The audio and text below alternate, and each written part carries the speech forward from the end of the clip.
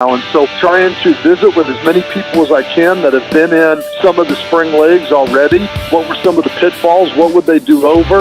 Like Rick Neuheisel said to me when I was talking to him, he said, I would tell you this, just enjoy it. Enjoy coaching ball and being around the players and having the opportunity to be around guys that want to be there. Tune in Mondays at noon for the Brian Bailey Show, powered by Greenville Utilities, right here on Pirate Radio.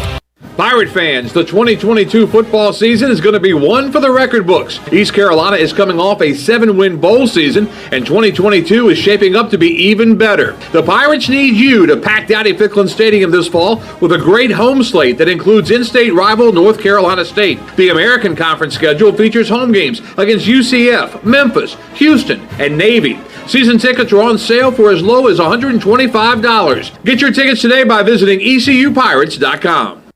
There's no better time to drive away with a quality pre-owned car, truck, or SUV from Greenville Auto World. Greenville Auto World is your authorized rough country dealer. We specialize in lift and leveling kits along with custom wheel packages. Whether you're looking for ground clearance or enhancing the appearance of your vehicle, trust our team for your off-road experience. Greenville Auto World, 3840 South Charles Boulevard across from Hardee's at Bell's Fork, or online at greenvilleautoworld.net. Come pop a top at Jarvis Street Bottle Shop. Jarvis Street Bottle Shop is a specialty shop selling craft, domestic, and import brews, along with wine and growlers. Hosting a tailgate? Stop by the shop and grab a keg for your party or event. The Bottle Shop offers monthly beer and wine tastings featuring rotating NC craft breweries, along with live music and discounts. Stop by the shop Tuesday through Sunday, or check them out on Instagram, Twitter, and Facebook. If you like the look, if you like the style, you'll love it for less at Bostic Sugg Furniture. We make it so easy to bring style and beauty to every room in your home. And today, get store-wide savings on brands you love, with hundreds in stock and ready for you. Pamper yourself on a new Serta Arctic mattress and get 2 free Arctic pillows. Plus, 48 months special financing with no minimum purchase. Now, at Bostic Sugg Furniture. At Union Bank, we understand you live life on the go. That's why our banking options are designed to serve you, wherever you are. If you want to meet us in person at one of our local branches, complete banking tasks on the go from the mobile app, or bank from your office with convenient remote deposit and cash management services, we're everywhere you need us to be. Whether you're simply managing a busy schedule or an entire business, we're right there with you with personalized service and helpful tools. Call or visit us online at unionbanknc.com. Union Bank is a member FDIC and equal housing lender. Hey Pirate fans, did you know there are thousands of special needs children and adults right here in our community that loves ECU athletics as much as you do? Robbie's Clubhouse is a local nonprofit organization that can turn your unused ECU tickets into a fun day for a family with special needs. If you can't make it to the next Pirate game, simply call 1-800-DIAL-ECU and donate and designate your tickets for Robbie's Clubhouse. Go Pirates! If you missed Pirate Radio Live, you missed David Glenn, but the big name schools and the big name players are going to get the headlines and they're going to make the big time money. Yeah, we've also learned probably that what we would have predicted to a degree has happened. For example, Division I male athletes are getting roughly 2/3 of the total NIL compensation. It's predominantly male. It's predominantly the Power 5 league. Those that you would have guessed were getting more money, they're the ones that in some cases are really raking it in. Pirate Radio Live, weekdays from 3 to 6, right here on Pirate Radio, the voice of the Pirate Nation. This is Pirate Radio, WGHB Farmville, 1250 and 92.7 FM Greenville, WDLX Washington, 930 and 104.1 FM Washington. Can you be quiet, please? Thank you. The following is an exclusive presentation of Pirate Radio, the voice of the Pirate Nation. Welcome to Pirate Radio Live. There's local politics, bud. I don't care about the weather. I can't control the weather. Don't want to talk about the weather. Do we not agree? Sustained effort and violence. It could be a total goat rodeo. Cool, neat story. Was that supposed to be funny? This is why nobody else can get on the Sugg boat. You know what? We couldn't get on the Sugg boat. It's a test. What's the point of kissing his ass if we can't get on the Sugboat. It's a test.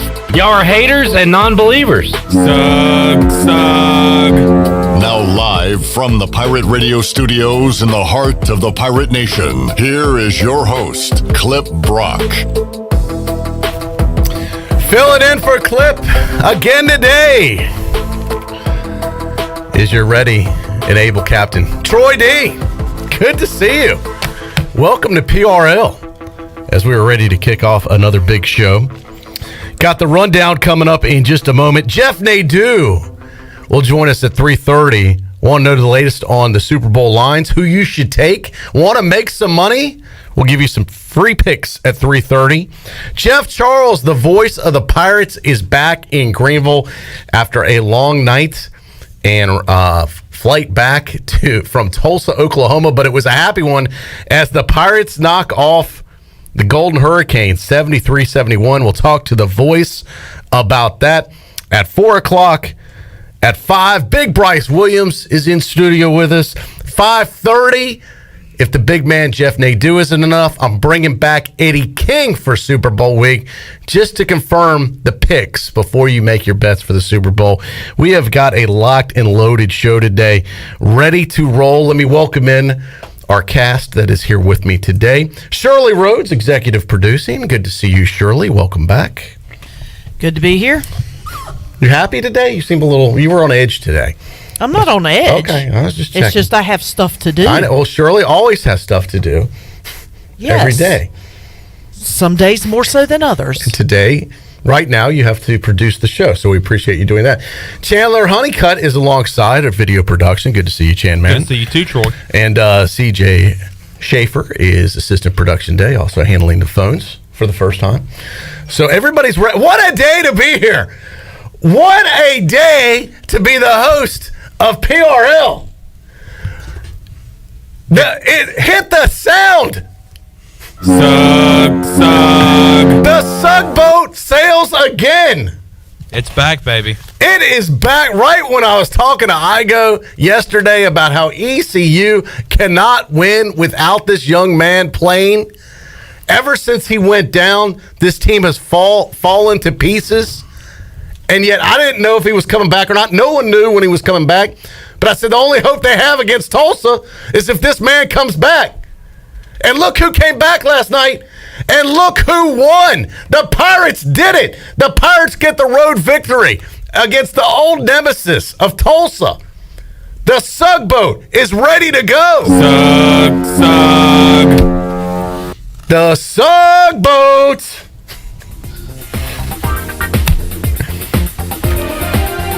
The Sugboat, he's winning basketball games for you. The Sugboat. At the buzzer! At the buzzer! Brandon Sugg has hit the shot! The Sugboat. Sug.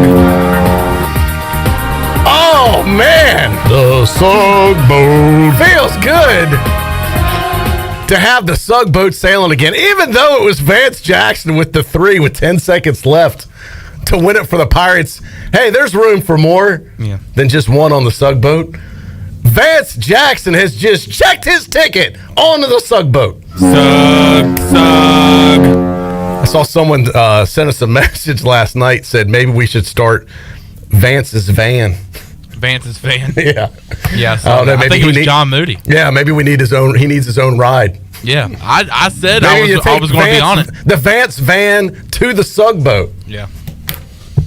I said put your Vance pants on. Redbeard didn't seem to like that one, but so we had we had the graphic in case you missed it on Twitter. Was this on all platforms? I forgot to check our other platforms. I'm pretty sure it was on all the platforms. Okay. But so you're in the middle. You might be familiar. In case you haven't seen it, you need to go online and see it. I asked Glenn, I said, man, I grew up watching the Love Boat. Let's cross out Love Boat and let's do the Sugboat. And the Love Boat was one of my favorite shows growing up. And then let's put us as the crew. So we have, if you remember the Love Boat, if you look at this picture, it's our faces superimposed on the Love Boats crew, which is absolutely hilarious. The first thing I saw when I saw this, not hilarious. The first thing I saw, I told Glenn, I said, Glenn, Shirley is going to be mad as a hornet when she sees this picture. Because I said, do we have a picture with Shirley without glasses on? And he's like, no, Shirley wears her glasses all the time, and I can't. So Shirley is in this. You're the cruise director, Julie. Of course, there's only one girl in on the Love Boat picture. There's only one girl on this show right now, so it was a perfect fit, to be Julie. So, but the picture is not a perfect fit. The picture makes you look like an 80-year-old grandma for some reason. Well, first of all, most of these pictures, even though you could tell they're Photoshopped, they're pretty seamless. However, my head is not symmetrical with my hairline, and I look like a troll. I don't know. It's pretty funny, but I did. And I'm like, what? Who stuck my face onto the? It's horrendous. I don't even know what to say to this. So, I'm all cockeyed, and my hair is all. I mean, what is going on over here? Shirley's the cruise director. Isaac, who was the bartender, you might remember him. That, of course, is Brandon Suggs. Somebody's got to serve the drinks and be the main guy. Serving up wins. There you go. Gopher is Ellerby. And well, the hair matches. It does. I almost couldn't tell them apart. We've got Clip, of course, the founder of the Sug Boat. Excuse me? Oh, Clip, I'm sorry. The captain of the Sug Boat. The captain. The founder, which would so happen to be me, is not allowed on the Sug Boat. Clip, the captain, is currently in this picture. He's the doc. Remember Adam Bricker or Brickman or something like that? But he's the doctor. And then I look so much like Captain Stubing in this picture, I didn't even think it was Photoshopped for a minute. So I am taking over as the captain today because this is what leadership is, people. You can't. You know what a boat is without a captain? A dinghy. What's that? It's an empty vessel. And the Sug Boat needs a captain. And the captain of the Sug Boat is not here. So I am taking over the reins of the Sug Boat for today until the captain comes back. Because somebody has to step up and be the captain. Look at me. Look at me. I'm the captain now. Which means in about 5 minutes, we're going to run aground. So I will be the captain, and I will hold the wheel until Clip comes back. Which is tomorrow. And then I'll give him his captain duties back.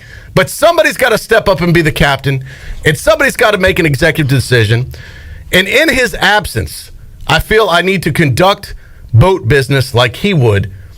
And I was thinking about extending you an invite to the boat, but I thought, what would Clip do? Would Clip extend that invite? No. And I'm sorry, Chandler, but you are staying on shore. That's fine. And even though my ride may only be a day, what a great ride it's going to be. And for one day, I'm going to be captain of the Sug Boat. Well, you know what? Congratulations. Thank you. I really am. I'm happy for you. And it's like an interim head coach. I mean, you're kind of stepping in for the absence of a coach. Somebody's got to be there. Somebody's got to guide the team. Sometimes that interim status might only last one game. Right, but you were for that day. You were the head coach. Yeah. Yeah, kind of interim captain. And I think it counts towards head coaching record. Yeah, so I'll be Captain Stubing today. Boy, it feels good to be Captain Stubing. Yeah. So big win for the Pirates. Oh, man, how about that? I mean, what a bounce back, though. Yeah. The team needed this. East Carolina now 12-11 overall. 3-8 in the AAC, coming back Saturday at 6 p.m. in Minji's Coliseum against SMU. But we talked about, as I said, we talked about it with Igo at length yesterday. And this was, Tulsa was struggling a little bit, but this has been a team that East Carolina, the stat was like out of 20 sometimes, East Carolina's only won 3 against Tulsa. So this was a much needed win at such a good time. We'll talk to Jeff Charles at 4 o'clock today in hour 2 in detail about this. Team had it was kind of a tough time coming back. I talked to Jeff. They chartered back. They were gone for 5 days. The team's been gone. They've been away from Greenville for a while. Yes, so they played last Saturday in New Orleans, right, against Tulane. Well, they stayed out. Then they moved on to Oklahoma to play Tulsa. They never came back to Greenville. They chartered back after the game last night. Due to fog last night, they could not come back into Greenville. So they had to land in Raleigh and then bus back to Greenville. Wow. So after all that time being gone, as late as it was, this has got to be. I can't imagine how late at night this was trying to get a bus and all that stuff put together to Raleigh to get back here. But we'll get the details from Jeff. So, not the smoothest return for the Pirates, but they are back and everyone's home safe. So, getting ready for SMU Saturday. Yeah, going to be a tough matchup for the Pirates. As they say, Chandler. As they say, Chandler, it ain't easy being a Pirate. It's never easy being a Pirate, and that was a stressful one last night because that was a win that the Pirates needed, and they got it thanks to Vance Jackson, who knocked down the three-pointer down the stretch in the game with 10 seconds maybe left in the ball game. Yeah, he led the Pirates last night with 22 points, so with 6 3-pointers, including that one there at the end to lift the Pirates for the win. He was actually 8 for 14 from the field, and behind him, only 2 Pirates in double figures last night. Behind him is Robinson White with 13. He had 3 3-pointers, and 2 of them came down the stretch in clutch time too. So, and then Tristan Newton had 9 points. Disappointing night for him from 3-point land. He went 0 for 5 beyond the arc. So, and then Brandon Suggs. Welcome back, Brandon Suggs, helping the Pirates out in different categories last night. He had 6 assists. He had 5 steals. He only had 6 points, but it's like Igo said, he's not great in just one category. He's able to kind of, stuff the stat sheet in different types of categories, and he also had 3 rebounds for the Pirates last night. So, only 2 Pirates in double digits. That's kind of crazy, but the Pirates get it done on the road, and any win on the road in this conference is huge, and the Pirates did that last night. All right, getting some comments, at least on our Facebook Live feed. Josh is saying, don't try to jump on. This is to me and you, Chan. I'm not trying to jump on. Don't try and jump on the Sug boat now. It's still only a 3-man vessel. Hey, I'm on it to keep it going. Somebody's got to be the captain. So this is like a one-day deal for me, and then I will exit the Sug boat and have Clip re-enter. So that's my situation. Craig says, let us then all on board. Maybe we could have just a Sug boat party. Yeah. In Clip's absence. Maybe we should. Maybe we should just go crazy and say today everybody rides the Sug boat. So but the original members get to stay on, and when the party's over, it's like MTV Cribs. Kenny says maybe Chandler can be a deckhand. Could work. I'm not opposed to that. Let's see. I've got Steve says temporary captains cannot make executive decisions. Well, there's no one to override me, Steve. And the only decision I made was to not let Chandler come on the boat. So if no decision is made, then Chandler is still not on the boat. Correct? Yeah, you were on the boat before. So if I don't make any decision, you're still not on the boat. And then my decision was not to let you on the boat. So really, it was a no decision anyway. Yeah, I'm not even trying to get on the boat. I'm excited. Oh, you want to be on the boat? I don't think so. Yes, you do. I don't think so. You saw that picture, and you're like, man, I'm not even on the Suggs boat in the photo. Look, I'm just excited that the Pirates got a win last night. Brandon Suggs comes back, and look, he is the glue of this basketball team. I know. The Pirates get a win. It's their first win in 6 games, I think, since the UCF game when he went down.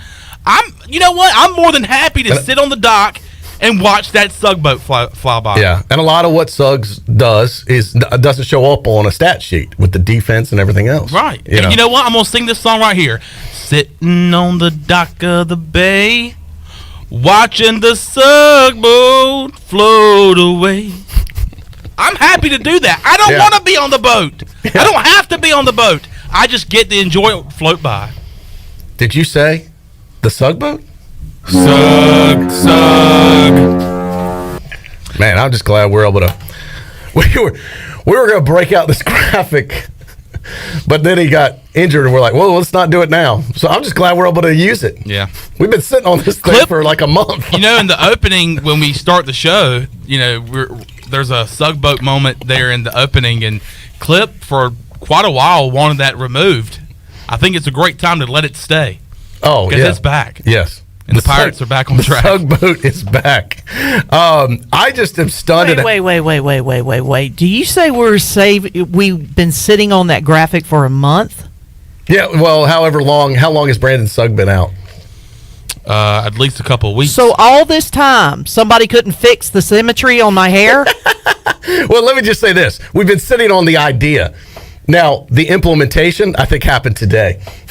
The idea's been out there for a month. You'll have to talk to our graphic artist, Shirley.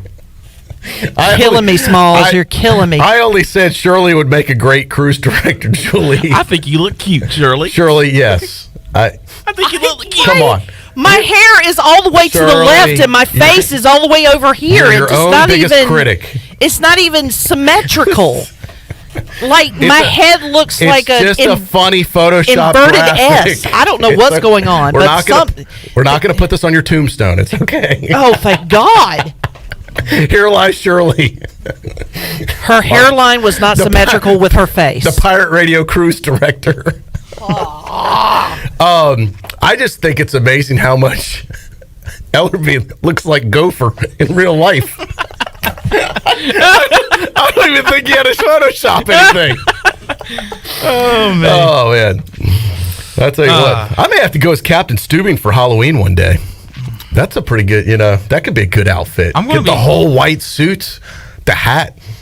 That'd be pretty sweet. May have to do that. Of course, I'll have to grow out my hair and then paint it white on the side, like Steubing had. That was I enjoyed that picture. That was funny. That's good stuff. I think I enjoyed more of Shirley going ballistic the when she saw it the first time. So I talked to Glenn about this off the air. And I said, I did say, and you could ask Glenn, Shirley. I said, Shirley's not going to be happy. Do you have a different picture? And he's like, no, this works great. This is fine. I said, okay. I said, I know my girl Shirley. She's not going to be happy. And it wasn't 60 seconds from the time that thing hit the internet. Shirley hits the group text to everybody. What the hell is this? I sent Glenn a message. I said, I told you so.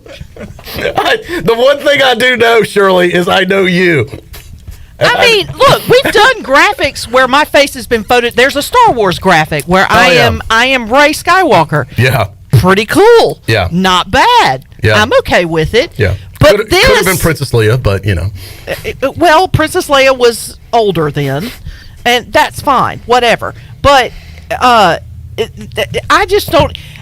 The hair around the ears is what's bugging me because anybody who knows me knows I can't stand hair around my ears. Yeah, I think isn't that part of Julie's picture too? Like your face is morphed onto Julie, the cruise director. So. Yeah, but my glasses are bigger than my head. Well, it's just the way it is, Shirley. No.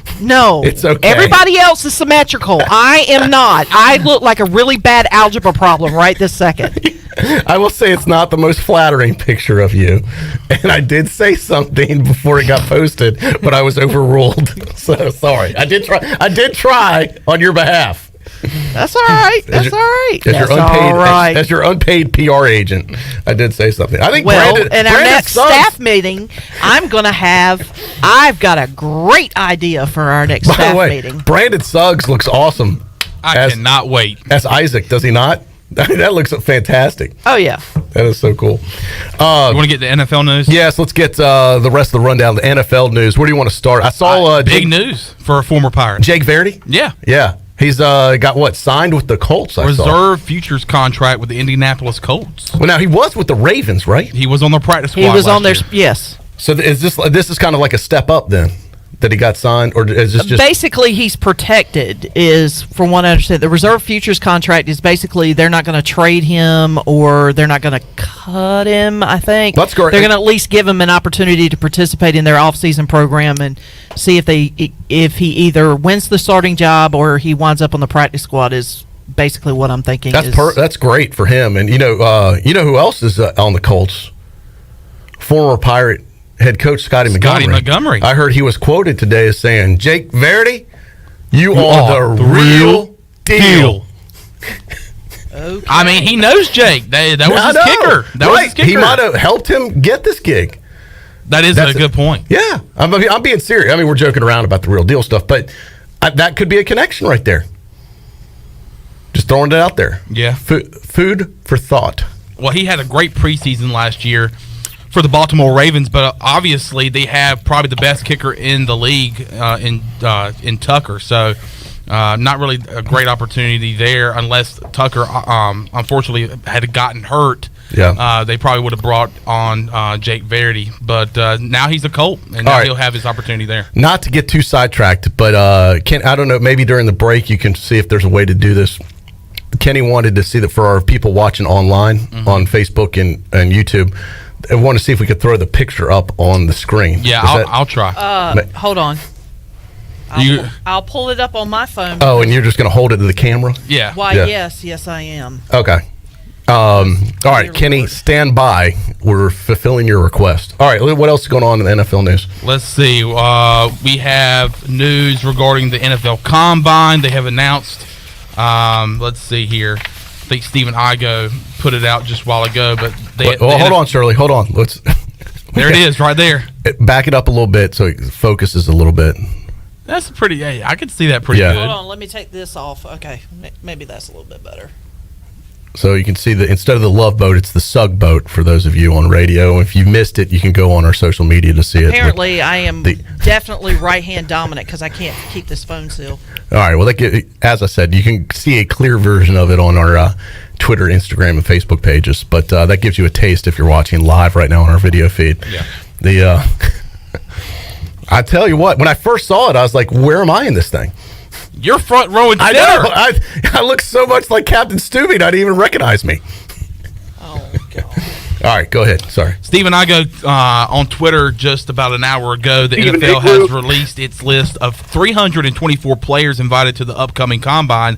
Unfortunately, ECU Pro hopefuls Jaquan McMillan and Tyler Snead are not on the list, so they'll have to make their pro day appearances count. So really didn't expect Tyler Snead to get a shot at the Combine, but when it comes to Jaquan McMillan being one of the top-rated cornerbacks in this draft and in college football last year, I thought he would get a chance. But no Pirates will be in the NFL Combine coming up in just a couple of months. All right. That's unfortunate news for them. Yeah.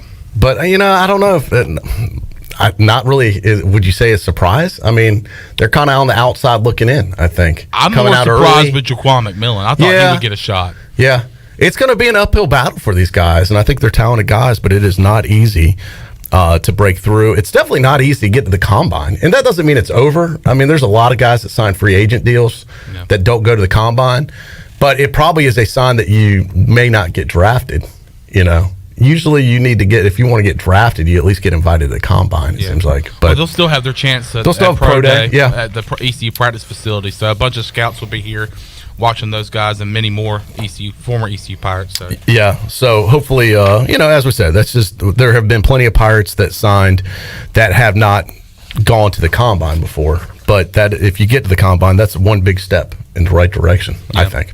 So, all right, what else you got? Some more NFL news before we go to break. I'll also go over some of the Buck scoreboard from last night. Carolina Panther news. Steve Wilkes has been hired by the Panthers as their secondary coach and defensive passing game coordinator. He was the defensive backs coach for the Panthers from 2012 to 2016 and then took over as the defensive coordinator in 2017 when Sean McDermott took the job in Buffalo. He then got hired as the Arizona Cardinals head coach in 2018 and only spent a year there. And when he got fired after one season, he then became the defensive coordinator for the Browns, and now he just spent last year in college football in the SEC at Missouri as their defensive coordinator, and now comes back to Carolina. And because Carolina Panthers, some of their assistants are taking other jobs in the league, and the weird thing is that they're taking the same position, so they're getting out of Dodge. But credit to Matt Rule, he's getting some guys in here with head coaching experiences like Ben McAdoo and now Steve Wilkes. So, and also I will say he's getting and I pushed Nadu back a few minutes, so we got a few extra minutes here, so you don't have to rush. Okay. I will say this about Matt Rule. I give him credit because he's kind of on thin ice right now. You kind of feel like he's one of these guys on the hot seat for next year. Yeah, most definitely. You could make a case that he's on. This is a make or break season for him coming up. Yep. Well, those guys that hire, they know it could be. I guess you got to go in there knowing this might only be a 1 year gig. But some of these guys still, I guess. Where was the Giants coach before? Was he The guy that they just hired? Yeah. Brian DeBall was in Buffalo as their offensive coordinator. No. The guy they fired? Yes, that came. Joe Judge? Yes. He was with the New England Patriots as their special teams coach. Right. So my point is, he could have probably stayed there and had a little job security versus coming down here for what could be 1 year, right? Right. So, I mean, it's a leap of faith, but maybe they believe in what Matt Rule's doing. Yeah, we'll see. Yeah. But he's getting still guys not in on there. You're not on the Rule bandwagon. No. If you could fire him today, would you? Yes. Yeah. It's just, I mean, it's that Do you feel the majority of Panther fans share your sentiment? Yes. Yeah. At least 75, 80%. This has the feeling of how I felt last year with the Bears. The Bears should have fired Matt. God, I got Brian. Matt Nagy? Matt Nagy. Not this year, a year ago. And they gave him one more year, and exactly what happened. Guess what happened? Exactly what we thought was going to happen. Another crappy to below crappy year. So basically the Bears wasted this year and wasted a developmental year for Justin Fields and maybe set him backwards. That's where I kind of feel like where you guys are now in the continuum of the NFL coaching deal. You've got to go through one more year of pain before they fire him and bring someone new in. Yeah. So this is almost going to be a wasted year for you if it plays out the same way as it did for the Bears. Yeah. Well, I feel great with Steve Wilkes coming in. He's got head coaching experience, just like Ben McAdoo. But what I see kind of panning out is Matt Rule will be gone halfway through the season next year for us in Charlotte, and then they'll have somebody take over, and they kind of start that coaching search early in the middle of the season, I guess, which happened last time when we fired a coach, which was Ron Rivera. So yeah, and ended up getting Matt Rule. So we'll see. As I've told so many people this, in the 11, 12 years I've been a Panther fan, I've never felt this way toward this franchise. See, whatchamacallit got fired, went to the Redskins. Ron Rivera. Immediately got picked up. If Matt Rule gets fired. Which I expected. Yeah, he's a good coach. If Matt Rule gets fired, he will get immediately picked up, but not in the NFL. That's what I'm saying. I don't think there's another NFL team going, oh God, we got to get this guy now. No. That kind of tells you want to coach other people want. Yeah. You don't want to coach other people don't want. I definitely think there is a college football program out there that is going to be ready to take him once he's on the market. Sure. So. All right, we'll take a quick look at the Buccaneer Music Hall scoreboard brought to you by The Bug. We had Arkansas last night taking down number 1 Auburn at home. 80-76 was that final score. What a ending there in Arkansas. They throw it down the court. The guy tosses it to himself. And as soon as he dunked it in, the lights go off. Fireworks are going off. They had freaking these incredible sparklers off the backboard. I saw it. It was like a movie. You said it looked like a Disney movie ending. I was like, this is incredible. I mean, it was like a total dramatic ending to a movie. It almost looked fake. So Arkansas gets it done and gives Auburn their first loss in the SEC this year. Purdue getting it done at home. It defeats Illinois by a long shot. 84-68 is that final score. Kentucky gets a road win at South Carolina, 86-76. You had UCLA beating Stanford on the road, 79-70. Wisconsin and Michigan State went at it last night. Wisconsin coming out with the win, 70-62 was that final score. Villanova getting the win on the road by 6 at St. John, 75-69. UConn gets the win at home. Former American foe gets the win against Marquette, 72-80 is that score. USC played Pacific, 68-74. USC gets it done, and then Santa Clara defeats number 22 St. Mary's, 77-72. And that's been a look at your scoreboard brought to you by The Buck. Join The Buck for the biggest Super Bowl party in town. The Buck has a 15-foot 4K TV screen with over 18 other TVs. They'll have the Super Bowl on every one of them. You don't want to miss any of the action. Plus, they'll have live music following the big game. The Buccaneer Music Hall, your beacon of music in the land of pirates and ENC, with live music 7 days a week. The Buck is open every day, and they're going to have that big Super Bowl party on Sunday. All right, we'll take a break. And when we come back, man, I feel the Sug Boat is back, in case you missed it. The Sug Boat rides again. I feel like the runner-up to Miss America, because today I am the captain of the Sug Boat in the original captain's absence. Kind of like if Miss America can't fulfill her duties, then the runner-up takes over. I am that runner-up today. I am having to take the reins of the Sug boat to get it rolling again. And I am willing to step up and do it. And Chandler, we'll wave to you on the docks. And I will turn the big wheel over the cliff when he returns. But today, I'll be the captain. We'll take a break. The big man is going to join us next. Jeff Nadu. You want to make some money this weekend? I bet you Nadu's got a lock. We'll share it with you when we return right after this.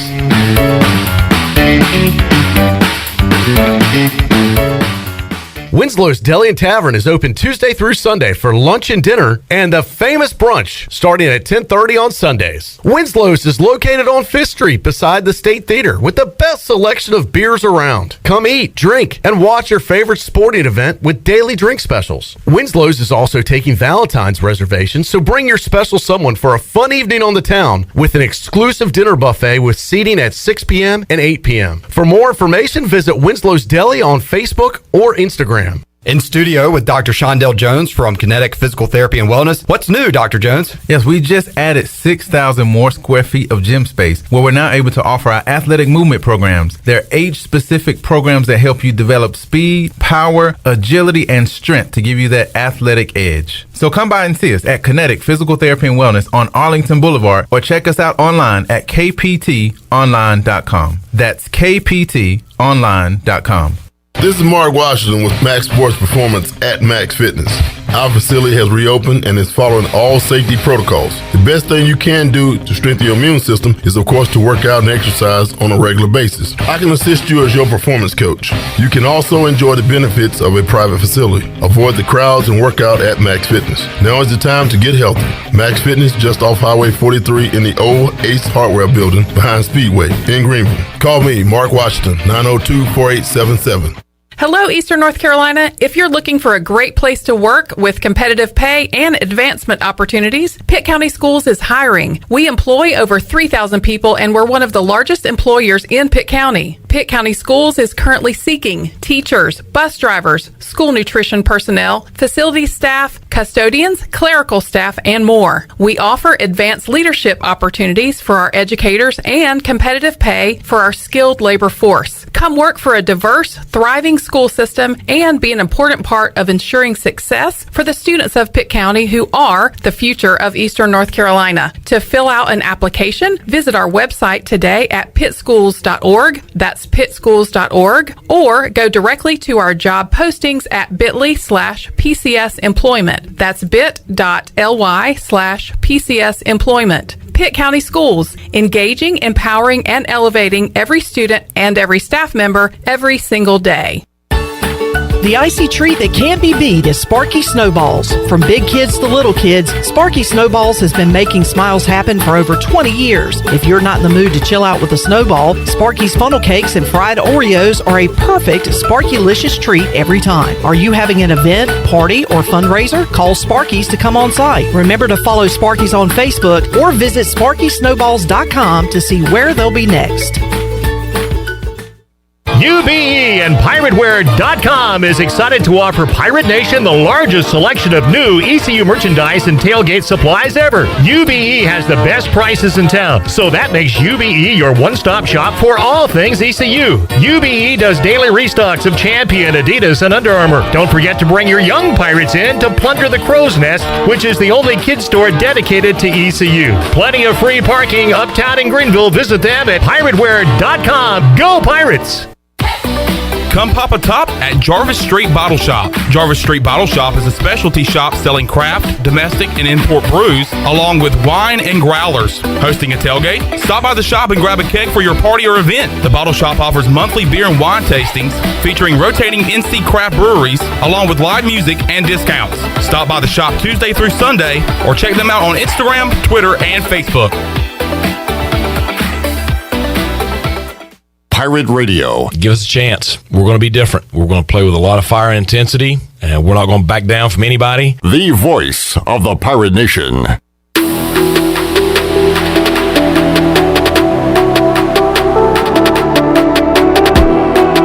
You're listening to Hour 1 of Pirate Radio Live. Do you need custom t-shirts, apparel, or promotional items for your business, organization, or event? Keep it local. Print it local with University Sportswear. Contact them today at universitysportswearenc.com. Now, back to the show. Welcome back. Tommy's Express Car Wash. Come experience the difference at Tommy's. Now open at the corner of Greenville Boulevard and Red Banks Road. Doesn't your car deserve it? Visit Tommy's Express Car Wash today. Now let's head back into PRL. Here's Troy. All right, welcome back in. I'll be here with you, sailing the PRL seas on the Sugboat with you all day. Clip will rejoin us tomorrow. Went 3 beverages deep today to get ready for the show. You like that? Got the unsweet tea, the bottled water, and the Celsius I'm crushing today, my new drink, for those of you wondering what was up here. Steve Hill says, Troy is Captain D. He also owns some of the fast food restaurants. That could be my new nickname, Captain D. Was that supposed to be funny? All right, let's go to the live line. Talking about one of my favorite people when it comes to betting and lines and knowing someone that follows sports as closely as anyone. He is the big man on campus. He is Jeff Nadu. Jeff, welcome back to the show. How are you, sir? Pretty good, Troy. How are you? Doing good, man. Super Bowl week. Is this the type of week that gets you fired up as a gambler, as someone that follows this stuff and makes wagers all the time? Do you love Super Bowl week, or is it just like, I like not that, just another week for you? Nah, I mean, it's just another week for me. I feel like, if I lived in Vegas or even, was down in Atlantic City this week, maybe it'd be a little different. But to me, it's just another game. I think obviously, the books like it because they're going to get massive handles on these games. But I couldn't care less about the game itself. I'm looking at it from a bettable opportunity, but it's hard to bet because the line's very good. The line's very on point. I'm pretty excited though. I actually have both teams in future bets, so I'm kind of playing with house money as far as the game's concerned. But no, it's no different than a middling day in September to me. So. Yeah, is this the type of game? Right now, last time I looked, the Bengals were still the underdog. Do you like the money line where you just bet the game straight up, or do you take the points and take the underdog? How are you playing it this Sunday?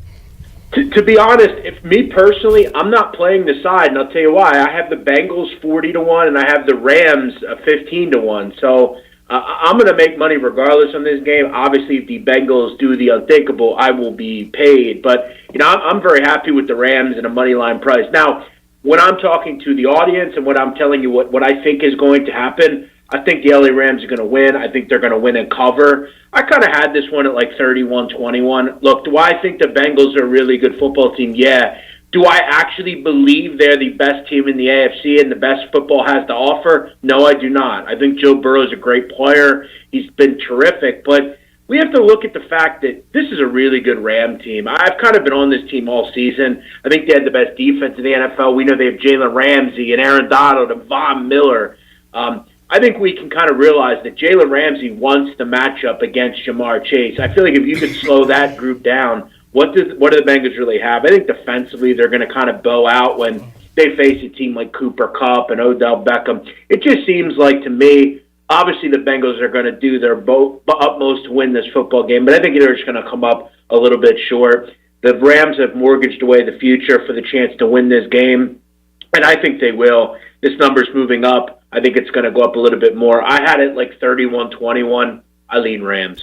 All right, there you have it from the big man himself, Jeff Nadu, joining us on the Pirate Radio Live line. Jeff, you said if Cincinnati wins, you had them at 40-1 to win. How long ago did you place that wager? Wow. I think maybe like near Christmas, probably around then. I have to look exactly, but I think it was around Christmas. All right, so it was like right before the playoffs, I guess, got started. Yeah. Not too far before. Yeah. That's a pretty good play if that hits. Yeah, I think they were like the lowest odds, I think, at one point in the playoff groups.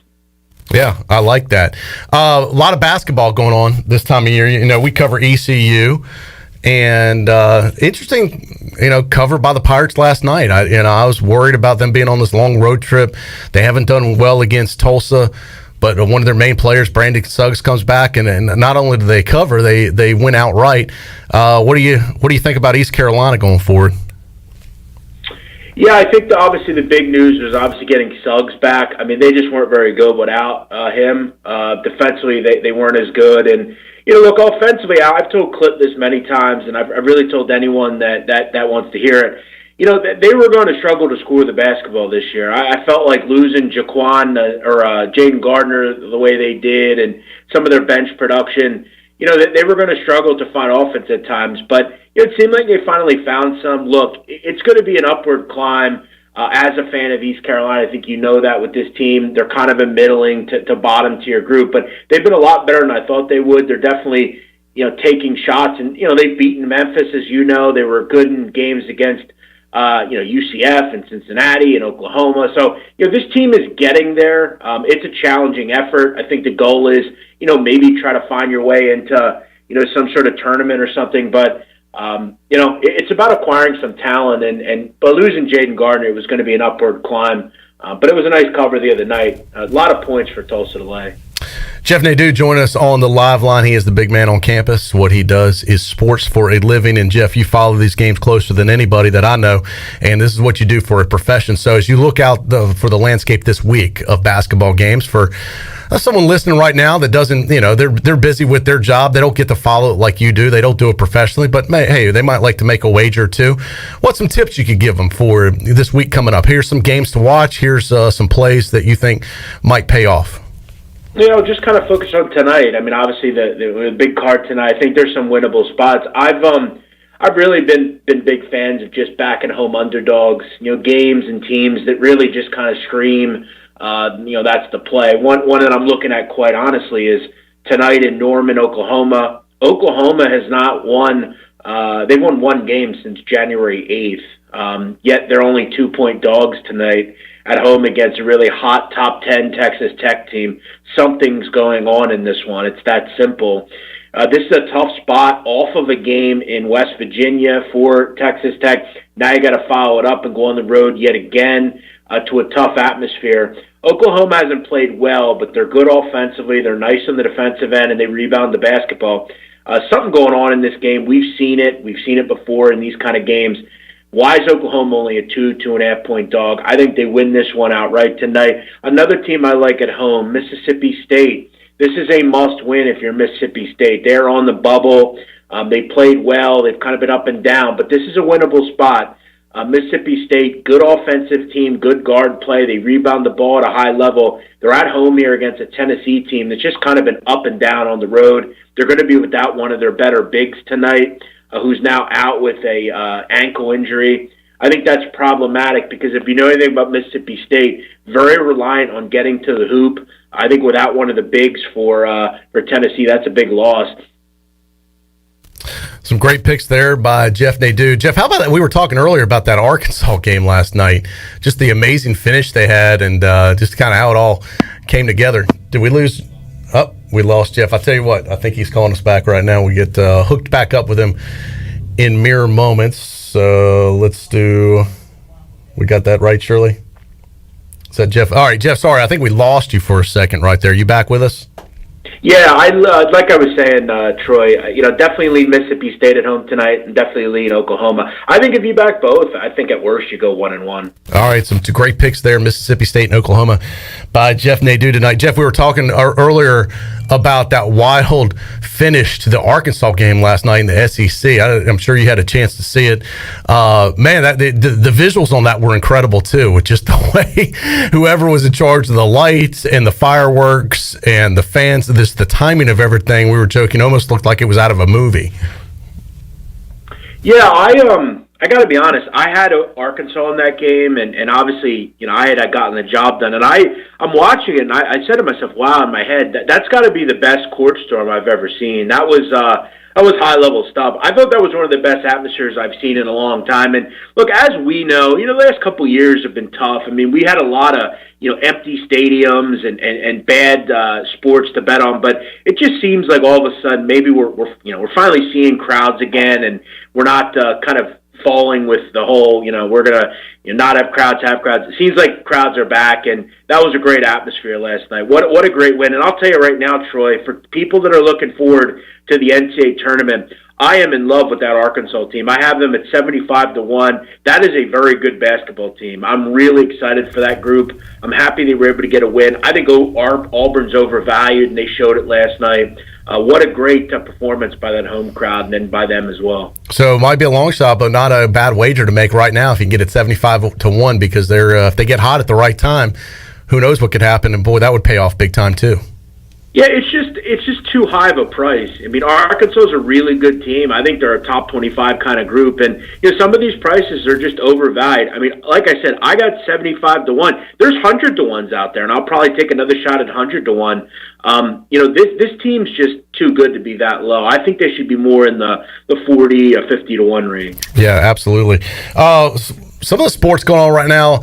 And maybe it's just because it's the Winter Olympics aren't that big a deal in this as compared to Summer Olympics. I don't hear many people talking about it. I don't see a ton of media about it. The people I hang out with, no one even discusses it. Do you watch the Winter Olympics and do you bet the Winter Olympics at all, Jeff? No, I'm more of a fan of Summer Olympics, quite honestly. I prefer, if I'm going to bet Olympics, I'm betting basketball, that kind of stuff. No, I can't say I've watched it. I don't even know where even is it. I think it's in Beijing, China, which is part of the issue. I got to be honest. I would have no interest in going to China if I were American, to be fair. But that's another question. But yeah, I have not watched the Winter Olympics. I don't care much about the Winter Olympics. For me right now, the most of my betting is the NBA, college basketball, obviously the Super Bowl, and then once that ends, I'm always someone that's bet soccer. I've been betting the Italian League for many years. It's just one of the niche things that I enjoy betting, but I don't try to overwork myself. I know a lot of guys bet hockey, and they're already looking ahead to baseball. But I think at this point we have to kind of think about the fact that we have to really wonder: is the MLB season going to happen? Yeah. Obviously, it looks like Rob Manfred's going to talk tomorrow, but it seems like it doesn't really seem great to get the season started on time. Yeah, the answer is money. And what was the question? When it comes to Major League Baseball, it's all about money right now. If they can get the money worked out, it'll happen, and if they can't, it won't. But I sure hope they can get it worked out. I'd hate for them to lose a whole year. Yeah, you always see this. We've seen this with the NBA and with some lockouts. It sucks. I mean, I've been one over the last year or two. With coronavirus and all that stuff, baseball just hadn't really had the same feel to me. But I was pretty excited this year. I was asked to do a baseball show for one of the companies I work for, and we were going to bring together Donnie Rightside and I again on a show, I think, and I'm hoping it happens because I'm really looking forward to baseball. I've always said, in the middle of July, maybe being down the shore or something or wherever, you got baseball on, couple of games. It's great. Summer's for baseball, and I really hope we get it. We'll see. Now, the minor league is a go from AAA on down, I understand. Regardless of what happens with this negotiation, that they are playing minor league baseball this year. What's at stake is Major League Baseball.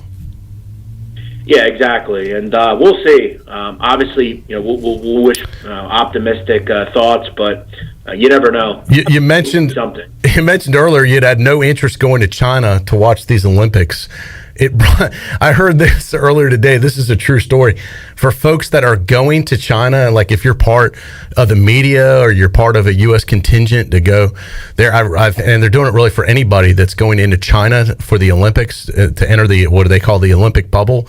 They are testing, for the coronavirus, COVID, whatever you want to call it. They're doing a nasal swab, which many people would be familiar with, a spit swab, or getting saliva. And they are also doing, I'm not making this up, this is a true story. There's one other test they're doing on everybody that's coming into China. Do you have any guess where else they're checking, Jeff? I do have an idea. I don't want to make people sick. I don't know if they're eating or something. I do have an idea. And look, I just have to say it medically. It's a medical term. They are doing anal swabs to go into China to be able to be in the Olympics. I mean, it is... Listen, I will say this, Troy. That's odd. I don't understand that. I will tell you this. if I weren't doing sports or whatever, obviously I have a mob podcast, but one of my dreams in life is always to be kind of one of those, those journalists that like go into like war-torn countries and things like that. I would love to live on the edge, and like if I were asked to go to China to report on it, I would love to. I would love to kind of live on the edge like that. But yeah, I wouldn't want to do that kind of test personally. But yeah, it's got to be fascinating work to go into places like that and cover things like that. You have to remember, like you go into a country like that, you can't freely talk about things like you can here. Right. You say something about, the administration of the president or whatever, you could say it and say it freely. Over there, you can go to jail for that. Yeah, I'll tell you what, there would be, I think it's getting better, but there were some long lines not too long ago with the testing sites around here with the nasal swabs. If they switched to anal swabs, I guarantee you the lines would be a lot shorter. Well, I'll tell you right now, if they did that in this country, coronavirus would have went a lot different, I have a feeling. It would have been a lot tougher than what it was. But, yeah, I don't know what the point of that is. I would have to imagine nasal is just effective, but... Yeah. Yeah, but that's your deal in China. If you're going over there, be aware. What other sports going on, Jeff, that you're following that are hot this week that we haven't covered? Really just focused on the Super Bowl and basketball. There's so many games every night that it kind of just ties me up. And, to be honest, Troy, I continue to kind of grow with the podcast that I have. I have a YouTube channel that's growing as well. I'm just trying to put content out with sports and with the show that I have. I'm closing in on 1 million listens on that show, and wow. I'm very proud of it. So it's I'm pretty busy nowadays. Throw in the fact that I'm one of the most eligible bachelors around here. I have a lot going on. So, Jeff, you're a very handsome man. That is true. I don't know how you're still single. Give yourself a plug on the podcast for people listening that aren't aware of it, because it's a little bit different. It's not sports related. It's an interesting deal that you have, and you're building a following there. For folks that like podcasts, let them know what it's all about. Yeah, by the way, I have high standards. That's why I don't have a wife yet. But the show is called The Sit Down. It's a Mafia History podcast. Every week we delve into the world of Mafia history. We talk about everybody from John Gotti to Paul Castellano to, this week we talked about a guy, Tony Spilotro. And if you've ever seen Casino, he would be Joe Pesci's character. We talked about that. That was a true story. It actually happened. We just every week talk about the Mafia. We have a little bit of concerns occasionally. We get some people that reach out to us and aren't happy with some of the content we're putting out. But we are braving the elements, and we're putting out mob history and mob news. And it's very fascinating. The mob has ruled this country off and on for a long time. So, if you enjoy it, go check it out wherever you get your podcast. Check us out on YouTube as well. We continue to grow, and we're proud of the show. Yeah, that's awesome. Very interesting to a lot of people around this country for sure. So I think your numbers will continue to grow on that. On a separate note, this is the first time I've talked to you since the Barstool boxing match. What is it, Rough and Ready? Rowdy. Rough and Rowdy, that's it, Rough and Rowdy, where you took on Jersey Jerry. Any more boxing in the future for you with the Barstool guys coming up in 2022? I'd like to see you personally take on Rico. Any chance on that? Oh, the growing sentiment. Rico Bosco is currently suspended for just a psychotic act on throwing a can of drink at another employee. But I guess once he comes back, look, I'll continue to try to move for it. Obviously, I think we all agree it'd be quite big. I feel like second time around it'd be a lot different for me in the ring. We'll see. That would be the only person I'd probably have any interest in fighting. I had a great time with it. It's something I always remember. That December 10th, it was awesome. But we'll see. I mean, you never know what the future holds with anything. So I'll tell you that. I'll do it tomorrow if he wants. Oh, let me tell you something. I think a Jeff Nadu versus Rico Bosco would set records for those guys at Barstool. Oh, we've been offered in the past. We were offered $350,000 to fight in the past. I said yes. He said no. He's come around recently and said he'd do it if $1 million went to the winner. I'd be okay with whatever dollar amount. For me, it's the one thing I'll say, and then I know we have to wrap up. I want people to understand, I didn't hate Jerry. I didn't like him. I don't hate him, though. For Rico, it's a lot different. I viscerally hate him. He's ruined my career in certain aspects, and I have a lot of issues. If murder was legal and I could get away with it, I have no trouble killing him. And that's the God's honest truth. Just like I said right after the fight. So If we could set it up, I'll do it. I'll do it in Uzbekistan. I'll do it in South Carolina. I'll do it in Maine. I'll do it in Alaska. It doesn't matter to me. Yeah, we got to get Portnoy to get this thing to happen. Is the suspension of him, I don't want to get, this will be my last question. Is that a stick? Yeah. Is that for real? Or is that just something they're just trying to build up attention for? No, that was very real. He got into it with another employee, and he threw a drink at him. And look, quite honestly, I think when we talk about it seriously, I mean, if the drink connects, I mean, the kid could have been really hurt. I mean, it was thrown very hard. It was a full can. It actually put a dent in the wall. So, that was definitely real. I mean, he was suspended for 30 days. And I've said before, I give the kid that he threw it at a lot of credit, because if that were me, I would have stabbed him for sure, like 100%. I would have no issue. You don't do sorts of things like that. I give the kid that he threw it at a lot of respect. But no, that's not shtick. Some of the shtick is there, but that was not shticky. Yeah, I don't get the whole Rico bot. I don't know. I don't think he adds anything to their company, but that's just me personally. But I think a lot of people would agree on that, my friend. Jeff, thanks for your time as always. Great to catch up with you, and glad not that I'm glad Clip's gone, but it did give me an opportunity to talk with you, which we haven't done in a while. So that was pretty fun. Enjoy your expertise as always. Enjoy your Super Bowl Sunday, and perhaps we'll hook up again down the road. If not, Clip will be talking to you next week. I wanted to tell you, as always, I appreciate you all having me on. And Troy, I know you have kids and everything. I hope your family's okay and everything's good with everybody down there. Thank you for having me. I appreciate it. Hey, thanks, brother. Stay safe. All right, Jeff Nadu, join us, the big man on campus. I love the big man. I mean, he just calls it like it is. I am serious. I think Rico Bosco, and if you don't follow Barstool, you may not know it, but a lot of our listeners probably do, is obnoxious. And I know that Nadu can't stand that guy, and I think he derailed him when Nadu was at Barstool and did some underhanded things.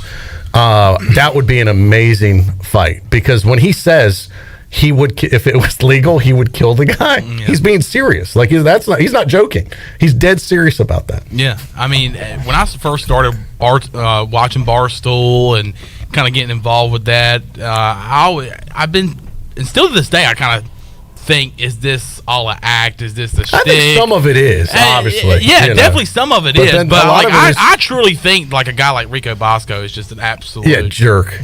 Yeah, immature jerk. Yeah, anger even that issues. Smart. But yeah, I know where Jeff is coming from. And, Jeff really had a great opportunity there at Barstool, and I think it was kind of ruined by Rico Bosco. Yep. And that's just an unfortunate thing that happened. So I really don't blame him for hating him the way he does. Yeah, we appreciate Nadu's time today. As always, we'll take a break. We'll come back.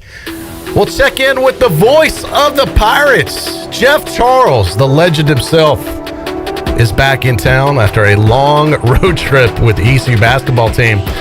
We'll get all the details from our big man around here, Jeff Charles, the big voice of the Pirates. When we return, don't go anywhere.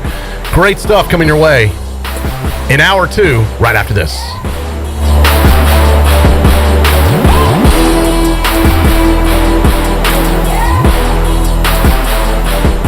At Jersey Mike's, we take great satisfaction in getting that perfect meat slice. Yes. But we don't do it for fun. We do it for fresh. Because slice to order makes a sub above.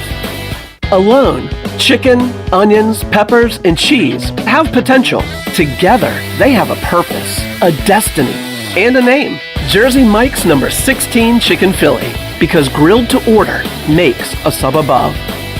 At US Cellular, we know you have a choice of wireless carriers. And while the other guys may limit your choice of free phones, at US Cellular, you can choose any phone from any brand for free. Plus, get unlimited data for just $30 a month with 4 lines. US Cellular, America's locally grown wireless. Terms apply. See uscellular.com for details. Now that life is returning to normal, we have found a lot of good things that came from the pandemic. One of them is not having to go to the wireless store anymore. The Cellular Warehouse team has been in the business of delivering phones to your home and office for 20 years. People found out about our free delivery service and love the ease of getting a new phone, tablet, or hotspot. Call Toby Williams today at 252-799-7051 so you can start experiencing the joy of never going to a wireless store again. Cellular Warehouse, your local U.S. Cellular authorized agent. There's no better time to drive away with a quality pre-owned car, truck, or SUV from Greenville Auto World. Greenville Auto World is your authorized rough country dealer. We specialize in lift and leveling kits along with custom wheel packages. Whether you're looking for ground clearance or enhancing the appearance of your vehicle, trust our team for your off-road experience. Greenville Auto World, 3840 South Charles Boulevard across from Hardee's at Bell's Fork, or online at greenvilleautoworld.net. University PC Care has been busier than ever repairing personal PC and Mac computers and iPhones during this pandemic. And we thank you for your support. Now, with everyone streaming and doing work from school and home, you may have discovered that your home Wi-Fi just isn't cutting it. It may be time to upgrade your home network, and University PC Care can help. To make a network assessment appointment and discover upgrade options that fit your home, go to talktowilliam.com or learn more at universitypccare.com. Pirate fans, get ready for a winning season and team up with Quality Equipment, your local John Deere dealer and proud sponsor of the ECU Pirates. When you do business with us, you'll get things done right. We're proud to offer a large selection of new and used John Deere equipment, a fully stocked parts department, and a highly trained staff who is here to support you throughout the life of your equipment. So get quality done right before every ECU game day and visit QualityEquip.com. If you love the food at Villa Verde, and hey, who doesn't? Now Villa Verde makes it even easier for you to order takeout. Tell us about it, Jay. If you go to myvillaverde.com, you can order online, and we'll have it ready for you to go. Plus, you can pick it up at either one of our locations. No waiting in line to pay, and no waiting at all. Just pick it up and go. With online ordering from myvillaverde.com or from our mobile app, plus even from our Facebook page. Villa Verde, with 2 Greenville locations to serve you. Villa Verde, a platform for good. Although innovative new resources such as digital media and social networks have grown in popularity, smart marketers recognize that printing is a mainstay. We live in an age of computer hacking, scams, and fly-by-night businesses, so it's reassuring to consumers when they receive printed marketing pieces. It exemplifies business confidence and conveys a high level of commitment. It also fosters trust, which leads to engagement and ultimately brand loyalty. When you're ready to grow your business, come to PIP, where business goes to grow. This is Pirate Radio, WGHB Farmville, W224EI Greenville, WDLX Washington, and W281CH Washington.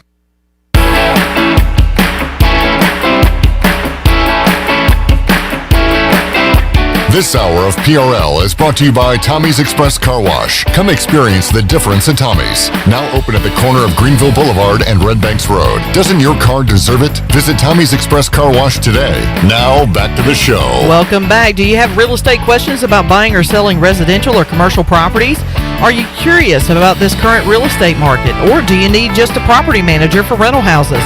ECU alum Scott Harris with RE/MAX and SD Harris Properties can help answer every question you have and show you a stress-free real estate experience that will be memorable and enjoyable.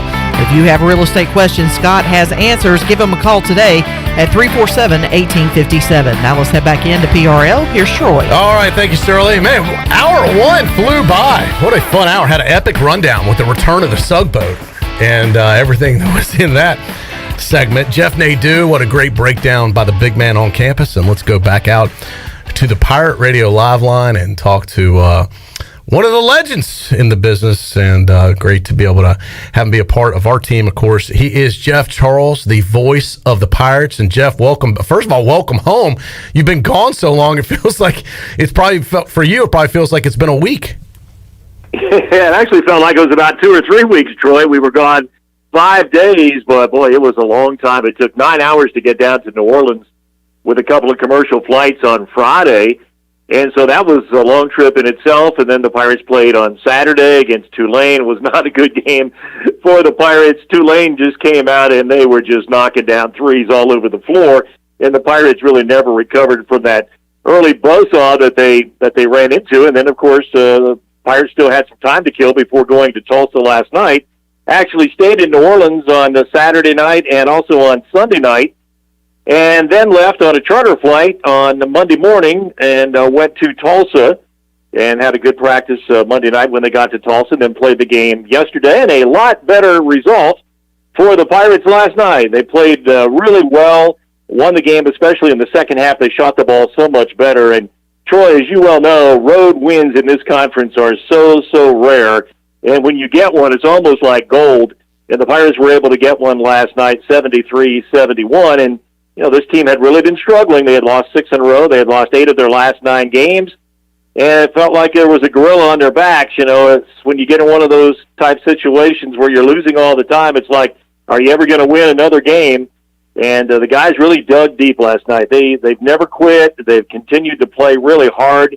I think in all of my years covering Pirate basketball, this is maybe my favorite group because these guys are just terrific young guys, and they give it everything they've got to keep a great attitude. The chemistry on the team is good. Even when they're losing, there's no finger pointing. There are no problems. So all that hard work and dedication paid off last night. Now we'll see if they can get another one Saturday with SMU coming into town. Definitely a hard-fought victory and a big deal, as you said, on the road. They're not easy to come by in conference. How to make the charter flight back a little more fun, although, as we said earlier, it ain't easy being a Pirate. You get a charter flight back late last night. It was a late game, at least Eastern time zone-wise. What time did you finally board the flight? And then once you're finally headed back to Greenville, you realized you can't get to Greenville due to weather conditions. Yeah, there was a lot of fog out there last night, Troy. Now, it wasn't bad landing in Raleigh, so the Pirates had to land in Raleigh, could not get into the Greenville airport. So there was the bus that took the Pirates from Raleigh to Greenville last night. We got on the bus at 1:30, and so, as you know, it's about an hour and a half to Greenville from the Raleigh airport. It was, I think, 5 or 10 after 3 when the bus pulled up to Minges, and then we all scattered. I tell you, it was so cold. I'm kind of the designated scraper as far as the Pirate players are concerned, because these are kids. They don't think about having an ice scraper or icer can in their car. So this usually happens once or twice a year. We roll in at 3 o'clock in the morning. It's been cold, and everybody's got ice all over the windshield. You can't see to drive.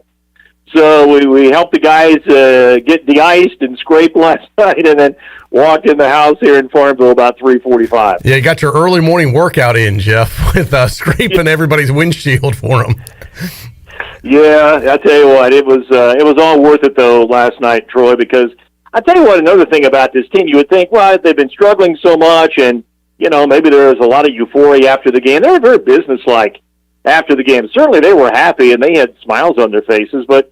It was a business trip. They got back on the plane, and it's been such a long trip. The guys, usually sleep on the plane, and it was very quiet. You could hear a pin drop almost on this entire trip because I think, the losing had gotten to them a little bit, and they were a little bit down. So there wasn't a whole lot of stuff going on. So, then last night's the end of the trip. They're tired, and they've won the game, but, they got back, and then today, of course, Joe gave them today off. And now they'll get to work hard tomorrow on SMU coming in on Saturday night at 6 o'clock. Jeff Charles, the voice of the Pirates, join us on the live line. Jeff, how much of this, do you weigh Brandon Suggs' return? When he went down, the team, blew the big lead after that happened back at the UCF game. They haven't been able to win since. He finally comes back in the lineup, and they're able to win again. How valuable is he to this team, just not by his play, but also mentally? Well, he's a big part of it, Troy. There's no doubt about that. It's probably a little oversimplistic to think, well, Brandon went out and then they started losing. He came back last night and they won. But he makes a big, big difference, and he's the glue guy. Coach Michael Perry, my broadcast partner, and I call him that on the network broadcast, that's what he is. And he just does all the little things. Like last night, he took a charge late in the ball game, which was huge.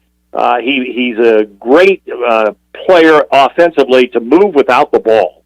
And his basketball IQ, I would think, is the best on the team. He just really knows and understands the game. He's a good passer. There's not one thing Brandon does that you say, well, he's really great. He's not a great shooter, or he's not a great rebounder, or he's not a great this or a great that. But he's good at just about everything that a basketball player can do. And so he makes a big difference out there. He really does. And every team needs a guy like that who will do some of the dirty work. Dennis Rodman kind of guy who does the dirty work and isn't afraid to get knocked over on the floor. And Brandon's still thin. He still needs to get stronger. So I tell you what, when guys run into him, he usually ends up down on the floor.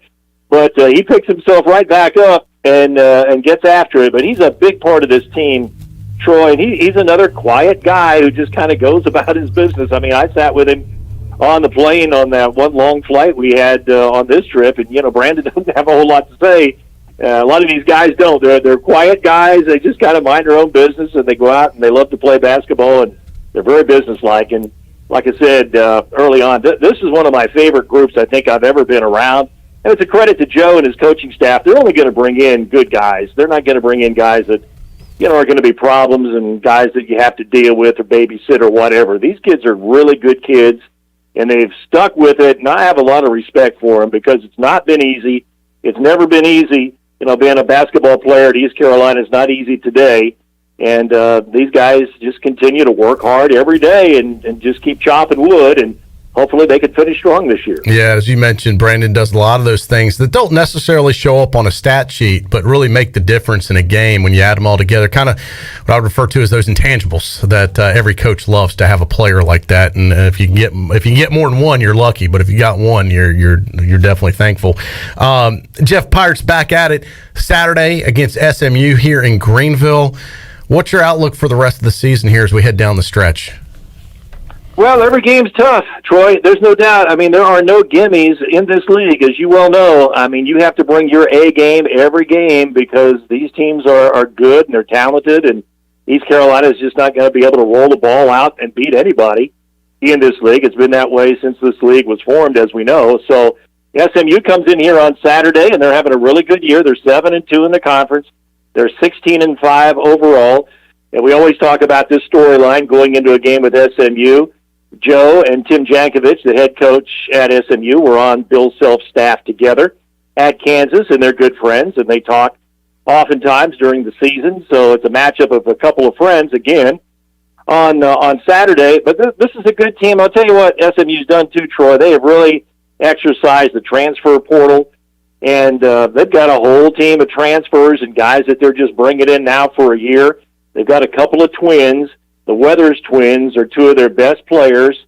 One of them has been at 4 schools. This is his 4th stop. The other one, I think this is his 3rd stop. And they're just renegades. I mean, they're going to be at SMU 1 year. They only have 1 year of eligibility remaining. But as we've talked so often, that's kind of the direction college athletics is going. So they've got these two guys we've not seen play before, and they're both really good players. And then they have the leading scorer in a conference in Kendrick Davis. He's only 5'11", but he is a heck of a player, and he's really quick. It's really tough to keep him out of the paint and go into the basket, and he also shoots the 3 ball really well. He's right there at the top now as far as being the player of the year in the conference, and he's a really, really good player, and he's given the Pirates a lot of trouble down through the years because of his quickness. So they've got some guys that have played there in past years that we have seen. They do have a few guys, holdovers, but they've got a lot of new talent as well, a lot of transfer guys. And you know how it is, Troy, when you do that, you kind of, just take a shot at trying to bring guys in and hope they mesh in a particular year. And this year, a lot of newcomers have come into the SMU program, and they're meshing well, and they're winning. So Tim Jankovich has decided to go that way, at least this year, and he's brought in some really good, talented players. And we should mention it's a 6 o'clock tip-off for ECU basketball and Minji's, if folks can make it out this Saturday at here in Greenville to see ECU, because not that many opportunities left on the schedule, Jeff, here in Greenville. No, and what's kind of a quirk in the schedule, Troy, I mean, we talked in January about what a tough schedule that East Carolina had. Pirates had to play Memphis twice, Cincinnati twice. They had to go to Houston. And then you get to this month, and again, it's kind of strange because like you're playing USF twice in 9 days. You're playing Tulsa twice in about 10 or 11 days, whatever it is. So that's kind of weird. But you've got USF and you've got Tulsa coming in after SMU, and then the Pirates have these games yet on the road, and they've got another 5-day trip coming up next week. Just got off a 5-dayer, and they've got another one coming up next week. You go to USF and play in Tampa on a Thursday, and then play UCF in Orlando on a Sunday. So that's going to be another long trip, and then they still have to play out at Wichita, the final game of the regular season, before playing in the conference tournament, which again this year will be in Fort Worth. So, yeah, only 3 more home games for ECU, and this thing, once you get to mid-February, it starts winding down fast, and we start talking about tournaments, and that's where we are now. Yeah, Jeff, you talk about the travel, and with this conference and in this league, it really, as far as the big three sports, football, basketball, and baseball, it really is the toughest on the basketball team because football games, only a handful of conference games are on the road, and that's on a Saturday. They leave on a Friday afternoon. There's not that much school missed. You're back Saturday night. Baseball, the conference away games are usually over a weekend, so that once again, not too much school miss. Basketball, these guys miss a ton of school. Now, in this day and age, a lot of stuff can be done online and virtual, but you want to talk about school missed as far as student athletes. The basketball players take the brunt of that as far as this travel, the way the games are and how far they are with this conference and just how the whole deal's set up for them. Yeah, that's right, Troy. And I've been thinking ahead, a couple of years when the conference does change, and I don't know how they're going to schedule basketball, and I don't even know at this point if they know either. But think about it this way. When the conference changes, and there will be 14 schools in the American Athletic Conference, 9 of those 14 will be in the Central Time Zone. And there will be 4 schools in Texas. There will only be 5 schools in the Eastern Time Zone. And so there are going to be a lot of trips out west, and I'm just guessing here, but I would imagine there are going to be a lot of 5-day trips to Texas and to Tulsa and to Wichita coming up for the Pirates in a couple of years. So it's not going to get any easier. Again, there will only be 5 teams in the Eastern Time Zone. You'll have East Carolina, of course. When Charlotte comes in, you'll have Charlotte, then you'll have Temple, and then you'll have the 2 Florida schools. You'll have USF and then Florida Atlantic. And those will be the 5 schools in the East. So, the travel's not going to get any easier. That's why the charter flights, Troy, are so very, very important. It makes just a world of difference, and the Pirates are doing the best they can. The administration is as far as, looking at the budget and trying to charter, as many flights as they possibly can. Now, on a lot of these trips, like this past one, the Pirates went down commercially and then came back on a charter last night. And I think there are going to be some other opportunities to do that this year. But, there are only so many dollars. And as we all know, at East Carolina right now, they're really crunching the numbers. So, you do the best you can. But when you are able to charter, it makes a tremendous amount of difference. And especially the way the airlines are operating now and the airports.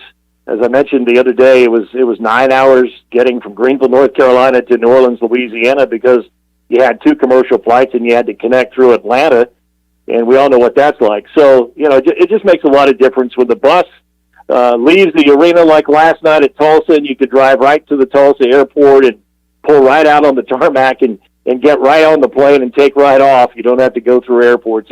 It makes a heck of a difference. Yeah, no doubt about it. Jeff, we're just a little bit over a week away to the start of the ECU baseball season. It is upon us, and expectations high this year, much like every year with ECU baseball. But, boy, the Pirates sold out season tickets for the first time in history of the program, and folks are fired up.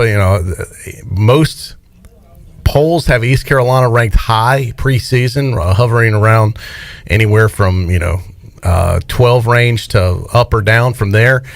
So, this is a program that has had great success in the past. The bar is high. I've heard Cliff Godwin say many times, the players say many times, their goal is to win a national championship. Nobody snickers at that anymore. That's a realistic goal to try and get to Omaha. And I think not just get there, but eventually win it. How close do you think they are this year, Jeff?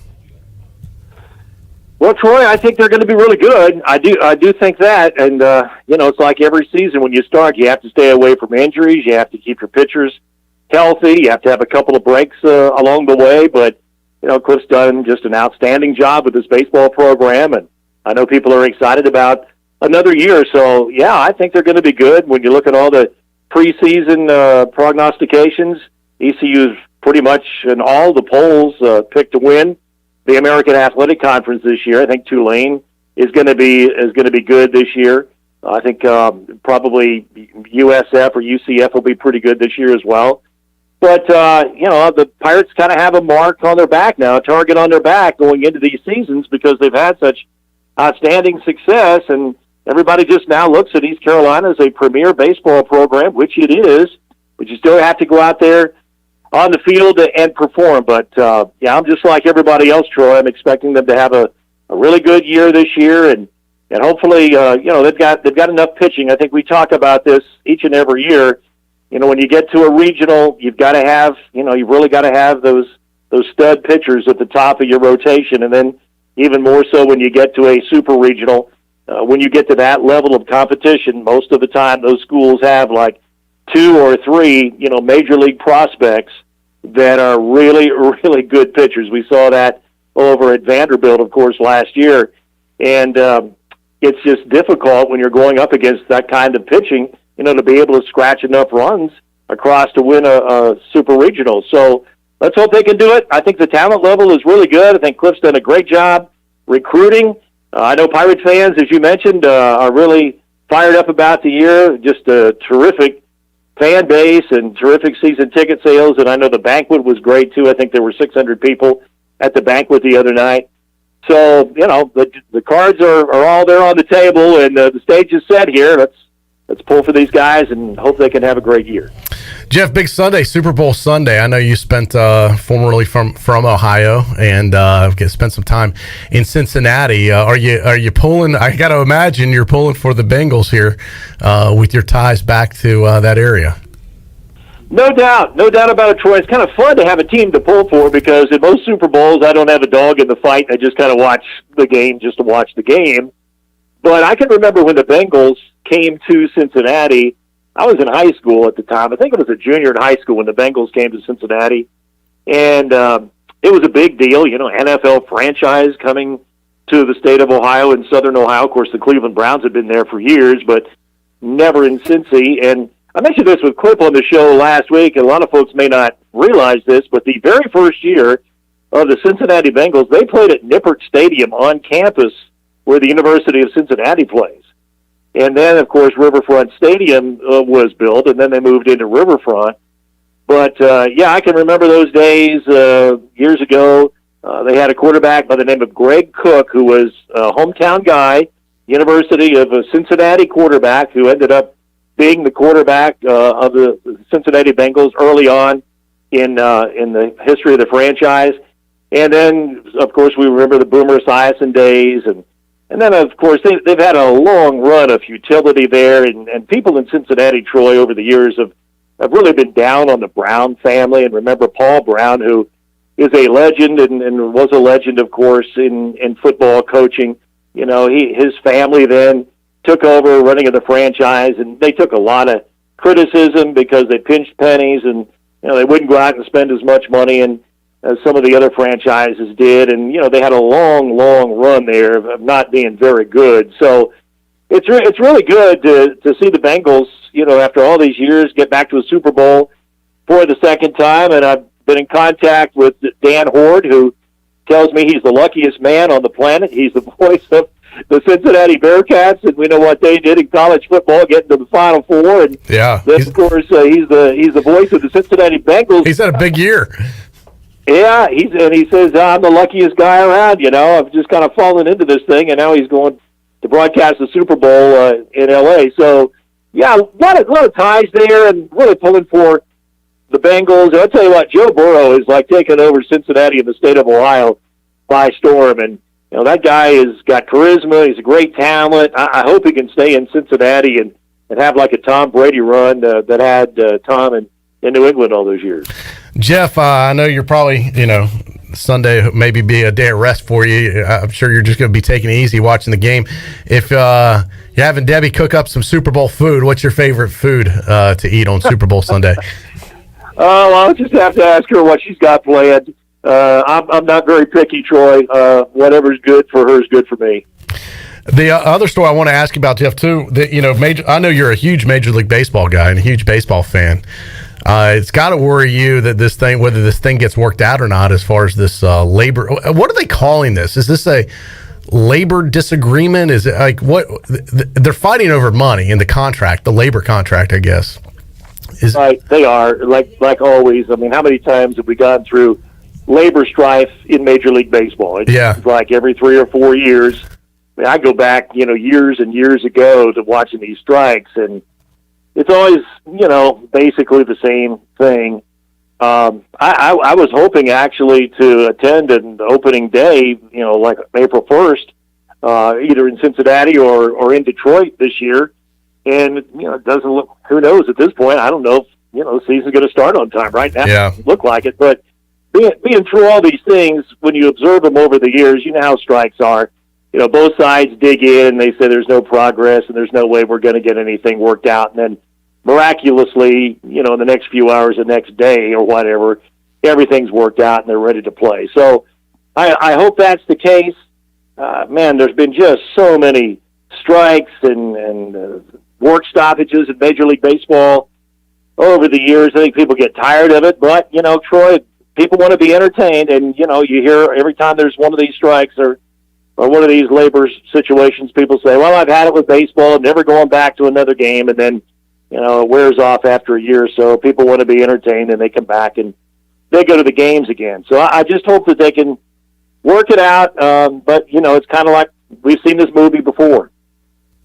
I agree. I hate to say, it's not going to happen because, like you said, it could happen any day and they can get it worked out. But it's definitely going to come down to the final hour, it seems like, anyway. We'll find out if they can get it put together and hopefully at least get a full season in. You never know. It could end up being one of those partial seasons, too. One of those kind of weird deals where, okay, we're just going to play this many games this year. So we'll just have to stay tuned and see what happens. Jeff, thank you for your time, as always. Glad you guys made it back safe. We'll see you around here tomorrow with the sports update, and then of course Saturday in Minges Coliseum for ECU versus SMU, and look forward to another broadcast. Yeah, I appreciate that very much, Troy. I just urge people to get out. 6 o'clock is a little bit of a different starting time for the game on Saturday against SMU, but if you can, please get out to the game. I mean, we appreciate each and every Pirate fan, and I'll tell you what, Troy, the students have been great, and they sit right behind me where we broadcast from at center court. And usually at halftime, I've got about a 5-minute break there when I can get up and walk around a little bit. And I enjoy talking to the students who are right behind us. And they've been so supportive. And I hope they come out again on Saturday, because when Minges has a good crowd, it really makes a big difference. And these kids deserve support. They have really hung in there this year, and they're great representatives of ECU. And I hope folks come out and really support this team. The crowd last night at Tulsa, Troy, was the smallest I've ever seen at Tulsa. The crowd we saw at Temple last month was the smallest crowd I've ever seen at Temple. So a lot of these schools are down in attendance. East Carolina can make a move attendance-wise. Of the last 3 games, people come out and really show up. So certainly hope to see a lot of Pirate fans out there. We appreciate each and every one of them. Grateful for their support, and look forward to seeing them out there at 6 o'clock on Saturday. All right, thanks so much, Jeff. Appreciate your time as always, and look forward to seeing you again soon. Great. Thanks a lot, Troy. All right, there he is, the voice of the Pirates, the legend, Jeff Charles. I meant to count 30-plus years as voice of the Pirates. What's the exact number, Shirley? 32? He came in 1988. I know. So do the math. I'm not going to do the math. You do the math. So might be 35. I don't know. I got to count it up. I should Saturday will be his 979th game. Yeah, I mean, no one has seen, as I said, no one on the planet has seen more basketball than Jeff Charles for ECU. This guy has seen basically, other than that one where he had to step away for his health situation, he has basically seen every home and away basketball game for the last 30 years. And God willing, he'll be back next year for ECU 34 basketball. years. 34. Wow. He'll be back next year for ECU basketball, and he'll be making his way into 1,000. Yeah. So I'll go ahead and say this. I should have said when Jeff was on the air. If there's anybody that deserves to be in the ECU Hall of Fame, it is Jeff Charles. Well, I think I have. And I know that they'll be in there one day. Like I think they should make it, like, be able to put him in while he's still here. Like, I don't think, why wait for him to not be here anymore? Like, he's earned it. Tell me another person that on the broadcast side, especially, and they've put in donors before, they put in administrators. Tell me another person that's had a bigger impact on East Carolina athletics to the public that isn't a player than Jeff Charles. I don't think there is one. And this guy has spanned generations, if you think about it. He was doing this long before, Chandler, you were even born. I mean, he started when my dad was in school. Yeah, I mean, it's just incredible. I grew up listening to Jeff and looking up to him as a broadcaster, because I've always wanted to be a broadcaster ever since a young age. And now that I get to come in here every morning or and see him sometimes in the studio. It's just unbelievable. Yeah, and that Jeff wouldn't want me saying that because he doesn't seek the attention. He's very humble. He'd be embarrassed probably that I'm even bringing it up. But I'm talking. You want to talk about a first ballot Hall of Famer for ECU? It's Jeff Charles. I mean, there's no doubt about it. Do we not agree? Oh, sorry. It is a consensus pick. Do we not agree? That Jeff, and as I said, they should go ahead and put him in now. Why wait? Is there a policy that they have? I don't know what the policy. There's probably some policy. There's a lot of voodoo with that whole Hall of Fame stuff. Anyway, I'm not quite sure what all the rules are. Sometimes I wonder if they make them up as they go, but I don't know. But if you want to talk about someone deserving, it's Jeff. So I know there's rules like players have to be out, like stop playing for a certain amount. But Jeff's not a player, so they have to be retired from his job. I don't know what the rules are with that type, with someone that's not a player. But as I said, I have a good feeling he'll be in the Hall one day. Oh yeah, absolutely. But if you can put administrators in and you can put donors in, you can definitely put the legendary voice of the Pirates, someone that has done it longer than anyone else and really better than anyone else, Jeff Charles. All right, we'll take a break. We'll come back. Thanks to Jeff for joining us in hour 2.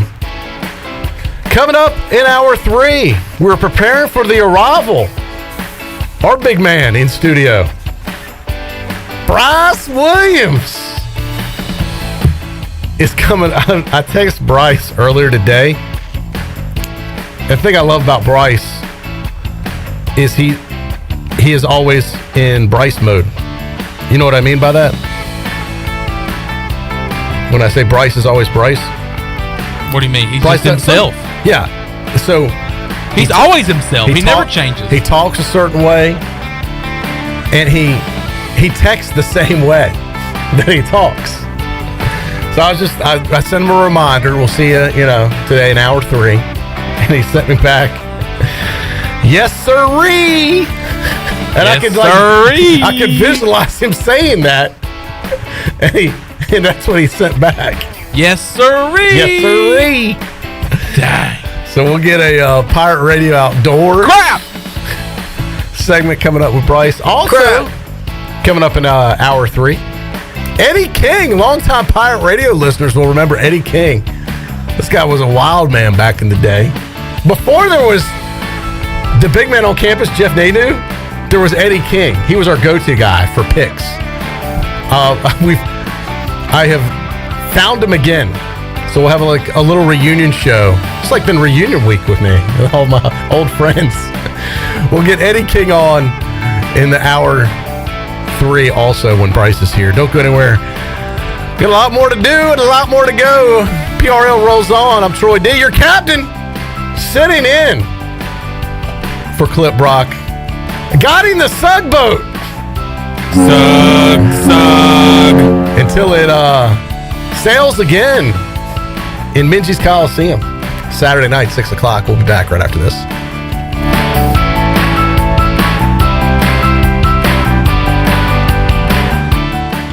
Hey, Pirate Nation. This is Scott Harris with RE/MAX Preferred Realty. I've been in Greenville over 25 years. I'm a proud graduate of ECU. If you're looking to buy or sell a home, then give me a call today and let me help make your real estate process fun and easy. I keep it simple and explain the process every step of the way. My goals are your goals. There are no long-term contracts, and you always deal with me from start to finish. The right home starts with the right agent. Call me, Scott Harris, at 347-1857. Go Pirates!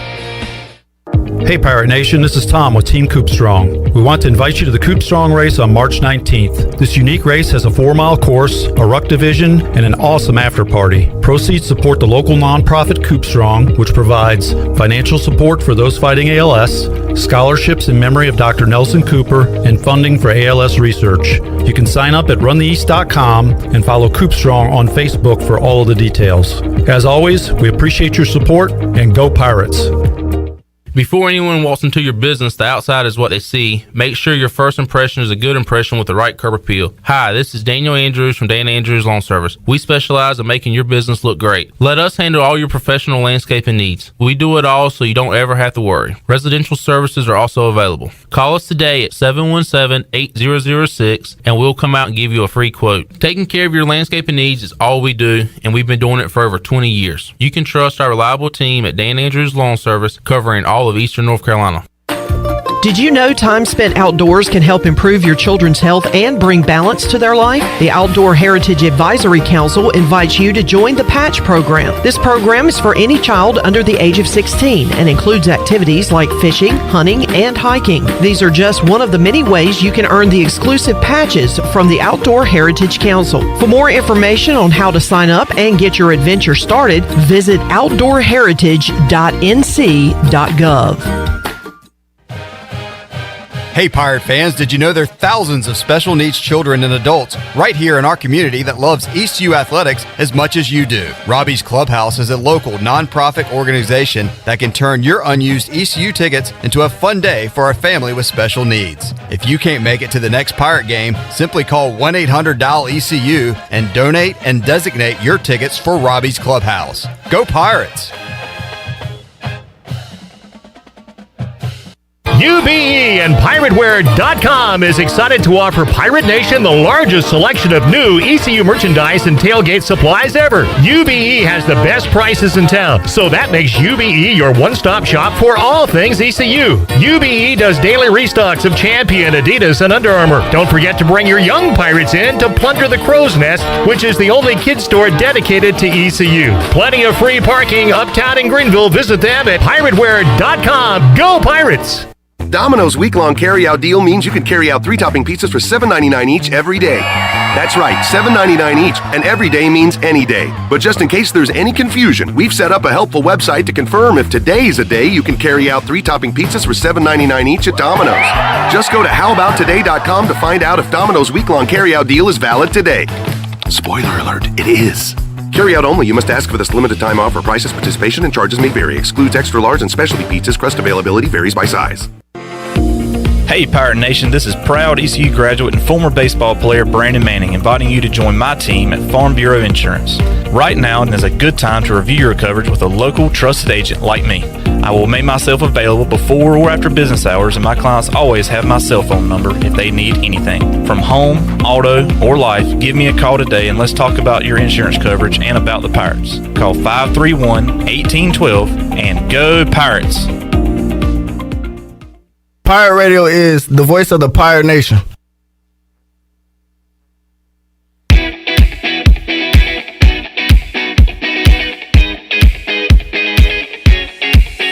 This hour of PRL is brought to you by Tommy's Express Car Wash. Come experience the difference at Tommy's. Now open at the corner of Greenville Boulevard and Red Banks Road. Doesn't your car deserve it? Visit Tommy's Express Car Wash today. Now back to the show. Welcome back. Greenville Utilities Neighbor to Neighbor program provides help for those who need temporary assistance with their utility costs. You can make a difference. Your tax-deductible donation can be added to your GUC bill each month, or you can make a one-time donation, and GUC will match all donations up to $20,000 each year. Consider helping a neighbor with GUC's Neighbor to Neighbor program. Now let's head back into the show. Here's Troy. All right, thank you, Shirley. Thanks to Jeff Charles for joining us just a few moments ago. Also, thanks to Jeff Nadu. 2 Jeffs on the show already. And coming up, Big Bryce Williams, also Eddie King. I was at lunch today over at one of my favorite places, Atavola. Those guys do such a great job. We were sitting over on the side where TVs were on. They had the Olympics on all the TVs. I got to admit, I have watched very little of the Olympics. I don't know, this year I'm just not into it. I don't know about you guys, but I just have not watched much. But they did have it on, so it caught my eye because this sport's a little different. I remember when I first saw this one, I was like, what the hell are these guys doing? And it's like, you've seen the bobsled before. That's kind of cool. That would kind of be fun to do, like to ride in that thing just to see what it's like. But then the luge is the one-man sled. It's like, and you're on your back, and there's nothing protecting you. At least in the bobsled, you can be in the little, there's some protection in that little, what do you call it? Like a, cart that you're in.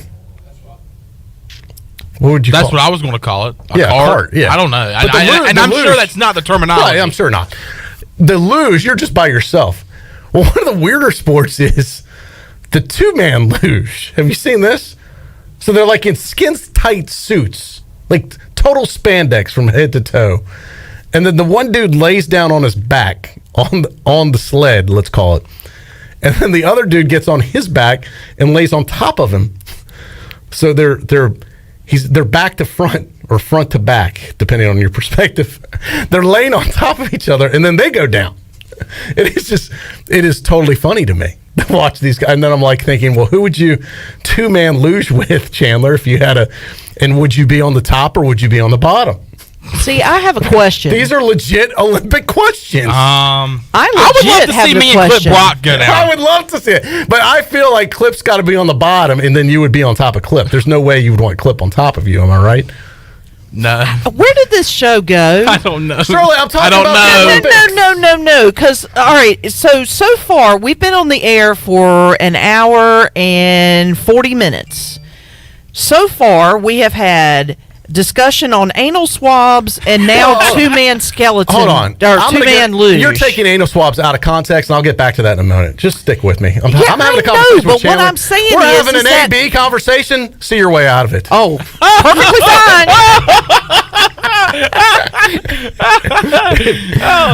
I like that. Thank you. So here's the deal. It just makes me, I was like, man, this is a weird sport, this two-man luge. You know? But then when I think of luge, I think of parties. If I'm doing that, like I want to be the guy I don't want some dude on top of me. I feel like Me either. Yeah. I don't think I could. Now, I would have to be the guy that's on top. I don't want some guy crushing me, you know? But if you had to do the two-man luge, I think I'm definitely a bobsled guy more than a two-man luge guy. Or a single luge guy. Two-man luge. But it's a legit Olympic sport. I mean, that's my luge partner. They spend their whole career trying to be gold medals Olympians in the two-man luge. I don't know. It's a different type of sport. Yeah. It's just not the one I would choose if I was going to be in the type of bobsled. I like the bobsled. The luge looks dangerous anyway because if you go too high, there's nothing protecting you on that deal. It literally looks just like a regular sled. You know. Getting back to what Shirley was talking about, if you're just tuning in, Jeff Nadu said he has no interest going to China to watch this thing, and he could care less. I saw earlier some of the folks that are going to China and like part of the official U.S. delegation. I think Lindsey Graham maybe was part of this from South Carolina. They are the Chinese government for folks coming into the country are testing folks for COVID. And it's my understanding they are doing 3 tests that are required to enter the country. They do the nasal swab, which a lot of people. Have you ever had that before? I have. I have. Knock on wood. I've never had to be tested, but I've had some friends that have done that. There's a saliva test, and then there's a third, a less known test, but does have. I don't know anyone that's had this test, but evidently this is required by the Chinese. They are doing anal swabs and testing that way. See, that is just. But how about if you didn't know this and you're there, but now you're there, like you have to, like you don't have a choice. Once you land, they like do this, and I guess you either head back, you either do it or you head home. So you get a choice of. Well, I don't think there is a choice. I think you have to get all 3 tested. That's what I understand. Come on, dude, that's ridiculous. Welcome to China. That's ridiculous. I will never hear "Welcome to China" because I'm never going. So I said, man, that's a strict policy to enter the country right there. I think that would be a deal breaker for most people I know. It would also shorten the lines at Biden if they started testing that way. Yeah, so, I guarantee. Yeah. So anyway, Rich said earlier online, he said the part of the interview would be a little weird if you were just tuning in when we were talking to Nadu about that. He said #swabs. Yeah, if you didn't know what we were talking about in context. It would be weird. Yeah. It would be strange. Shirley, are you fuming over there? Shirley, she probably wants to take a break. She was on edge earlier today. I knew that was going to put her over the edge. Now she's ignoring me. You said you didn't want me part of the show. I could answer every single thing you just mentioned about why they did it and what they did. You didn't want me on the show? Fine. No, I didn't want you in that other conversation. Now you can come back in. You're saying why they're testing that way? Is that what you're talking about? Go ahead and join us. God, do y'all ever read? No. Because in the United States, there have been many cities, they tested the sewage treatment centers or sewage systems to test for the presence of COVID through the stuff. The anal swab. Just through feces. Yes, that's how they can tell it, because sometimes you can get a negative test and actually still have it. But one of the other tests is through that particular process. I still find that absurd. Yeah. You may find it absurd, but they have a zero COVID situation where they do not want a single COVID. That's why the ones that have tested positive, the athletes, are in such incredible isolation in China because they don't want it to spread. So you get there and they swab you anally, and but you know what? You test positive. But you know what? Not gonna say nothing else because he don't want me part of the show. Goodbye. Would you if you were an Olympic athlete, Shirley? You keep slinging the microphone away. Is that the way you'd want to be tested? I'm just asking. I think it's a little much. I think it's a little overboard, quite honestly. So. Handler, we need to take a break. Hey, she's getting fiery. We've had 2 days without a workplace incident. We're getting ready to have to change the sign. You know what? Let's make a goal. And I don't know. We might have already been past this goal, but let's try to get all the breaks in today. Let's do that. Yes. Well, Shirley, if Shirley keeps us on track, we can do this. All right. Starting now. My executive producer will keep us on track. We can get all the breaks in. All right. We'll be back with more PRL right after this. Love you, Shirley.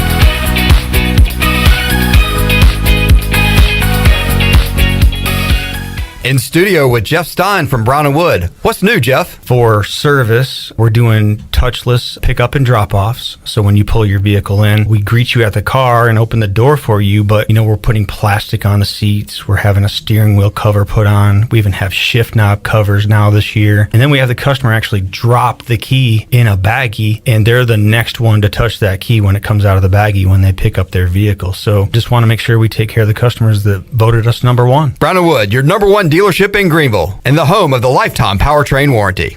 Pirate fans, the 2022 football season is going to be one for the record books. East Carolina is coming off a 7-win bowl season, and 2022 is shaping up to be even better. The Pirates need you to pack Dowdy-Ficklin Stadium this fall with a great home slate that includes in-state rival North Carolina State. The American Conference schedule features home games against UCF, Memphis, Houston, and Navy. Season tickets are on sale for as low as $125. Get your tickets today by visiting ECUPirates.com. My whole business just went up in flames, but my agent was there before the fire was out. We started a plan. I've got 25 employees who could be out of a job if we didn't get this place running again.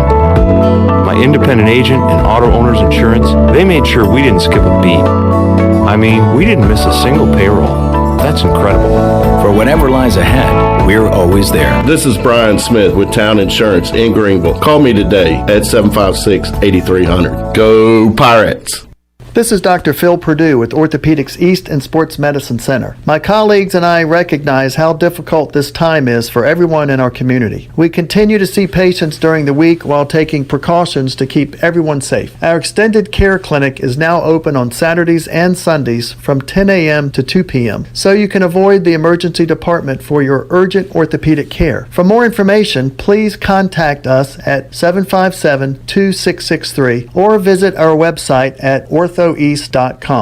Hi, this is Jeff Charles, and welcome inside the booth. The dog days of February are here for college basketball teams, including the Pirates. I'll have some thoughts next. Your radio home for Super Bowl 56 is Pirate Radio. Tune in Super Sunday as the Cincinnati Bengals take on the Los Angeles Rams. Four-man rush, sets in the pocket, backs his arm, line drive, end zone, caught, backpedaling, near side, caught, touchdown Rams!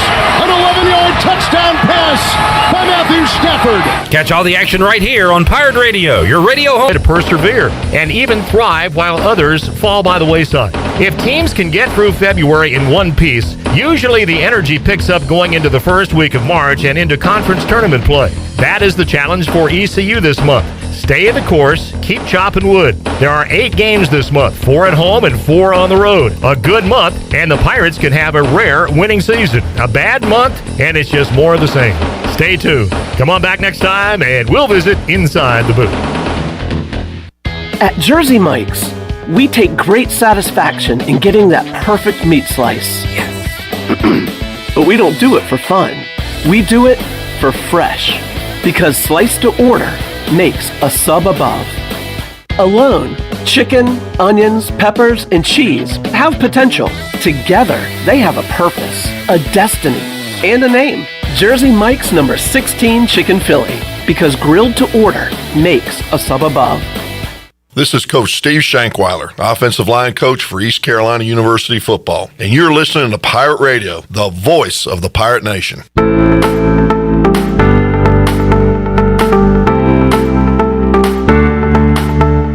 This hour of PRL is brought to you by Tommy's Express Car Wash. Come experience the difference at Tommy's. Now open at the corner of Greenville Boulevard and Red Banks Road. Doesn't your car deserve it? Visit Tommy's Express Car Wash today. Now back to the show. Welcome back. Be sure to check out David Price Construction for all of your commercial or custom residential renovation and building needs. Run by ECU alumni, David Price Construction specializes in commercial projects, maintenance on facilities, and large-scale residential renovations and additions. David Price Construction, the proud ECU Home Services partner. Call them today at 919-292-5532 or visit them online at davidpriceconstruction.com. Now let's head back into the show. Here's Troy. All right. Thank you to our cruise director, Shirley Rhodes. I'm still not talking to you. Shirley on our Sugboat graphic, if you missed it, online. Also, Ellerby, Gopher, Brandon Suggs, Isaac, Clip, the doctor, and me, Captain D, taking over for one day while Clip is gone, making sure the Sugboat stays on course. Look, I think the members that are on the Sugboat, I don't think they approve of the of the interim captain. Well, they're not. I don't know if they're on the boat. I think there's a few people that are Sugboat fans that don't like it. But hey, they may all have to like it, but they just have to learn to love it. Well, I do know that John Moody is on the boat, and I don't think John Moody is happy. I don't think he's in a good moody. He's not in a good moody. I don't think you're a favorite when it comes to interim Hey, selections. that's okay. Sometimes you got to step up, and as I said, this is what leadership is. When the captain is down and out, someone's got to be that captain, and it's you. That captain is me today. Shirley hit it one time for the Sugboat. Sug. You were not even appointed by anybody. No, this was a kind of a hijacking, if you will. Yes. Yeah. You hijacked the Look Sugboat. at me! Look at me! I am your captain now. I am the captain now. Yeah, these things happen. But I will gladly turn things over to Clip when he returns, if he returns. At least keep it afloat while he's that's all gone. we're trying to do. That's all we're trying to do. I'll step off, and he will take the wheel. Yeah. And you will get off the boat and Yeah, join me on the absolutely. dock. Yes. Yeah. Okay. This is like a temporary deal. Yeah, so calm down, people. 1-day contract. You should thank me for getting the Sugboat out of port. Yeah. Yeah. Troy coming up Friday will be 1 week away from ECU baseball. I know, I'm kind of fired up about it. You going to be out in the jungle for the first weekend? I plan to be. Yeah, so that's I always like to be there. Definitely that first game. It looks like, and I was looking at the weather for it. My forecast has gone just far enough where I can see what the Friday. Now, this could change. Good news, high of 66. Nice. But currently a 40% chance of rain. But that's also, we're looking at what, like 8 days out right now, if not longer. So that, that could change. And it depends when that rain is. Yeah. But I'm just glad it's going to be warm. That Thursday, they're showing 72 degrees and sunny the day before. Wow. Well, enjoy that, because now there will be some cold days early in the ECU baseball season. There always is. Coming up this week, Thursday, Friday, and Saturday, nothing but sunny skies and highs of 64, 66, and 70 degrees. So, Alan, get out of CJ's seat. CJ works here. You go sit somewhere else so he can have a seat back. Speaking of guys trying to hijack stuff, gotta set him straight. He's too nice to say anything to you. All right, Bryce Williams is on the way. Do we have to get another break in, Shirley? I want to make sure we're doing good break management. Shirley, come on, don't be so upset. See that you get? No, I'm not upset. I'm just not talking to you now. You're so upset. I tell you what, whatever you want to ask her, you ask me and I'll ask her. You'll be the Shirley translator. Yeah. What do you need? Shirley, do we need to take a break right now? Shirley, do we need to take a break? Yes. All right. She said yes. Shirley, are you upset? Shirley, are you upset at Troy? No, I'm just not talking to you. He's dead to me now. No, you're dead to her. We have gone 0 days without a workplace incident. You knew it was going to happen. If you keep it up. 3 days was too much to work directly with Shirley 3 hours a day. You knew it was going to happen. We made it further than I thought, though. We did good, Shirley. You keep it up, bud, and it's not going to end well on your last day. Just got to just take those meds, Shirley. We'll be good. Just keep it calm. Keep it steady. You might want to keep it. Hey, you might want to keep it calm before 6 o'clock, or we'll have to have another interim co-host or guest host. Because you'll be in the hospital. I know. There'll have to be another interim captain. You'll be in a full body cast by 6 o'clock if you keep it up. All right, we'll take a break. We'll come back. Bryce Williams, Big Bryce, joins us in the next hour. Also, Eddie King, the return of Eddie King. We'll get his Super Bowl prediction. We got hour 3 coming your way. PRL rolls on with Captain D right after this. Hey Pirate Nation, Lindsay Gray here with Carolina Caliber. In 1960, my granddaddy started his firearm business right here in Eastern NC. Still family owned and operated, we have the area's largest selection for outdoor shooting sports and accessories and are one of the nation's top firearm dealers. At Carolina Caliber, we have everything you need from hunting, home defense, and personal protection, including a wide variety for ladies and youth. We buy, sell, and trade. It's a time-honored tradition. Visit us at Carolina Caliber on Fire Tower Road in Winterville.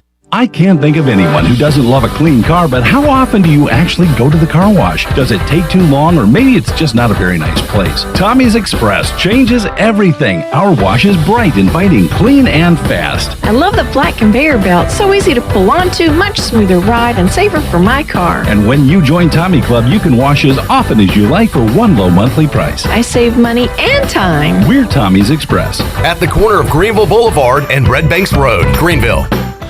Hello, Eastern North Carolina. If you're looking for a great place to work with competitive pay and advancement opportunities, Pitt County Schools is hiring. We employ over 3,000 people, and we're one of the largest employers in Pitt County. Pitt County Schools is currently seeking teachers, bus drivers, school nutrition personnel, facility staff, custodians, clerical staff, and more. We offer advanced leadership opportunities for our educators and competitive pay for our skilled labor force. Come work for a diverse, thriving school system and be an important part of ensuring success for the students of Pitt County who are the future of Eastern North Carolina. To fill out an application, visit our website today at pittschools.org. That's pittschools.org, or go directly to our job postings at bit.ly/PCS employment. That's bit.ly/PCS employment. Pitt County Schools, engaging, empowering, and elevating every student and every staff member every single day.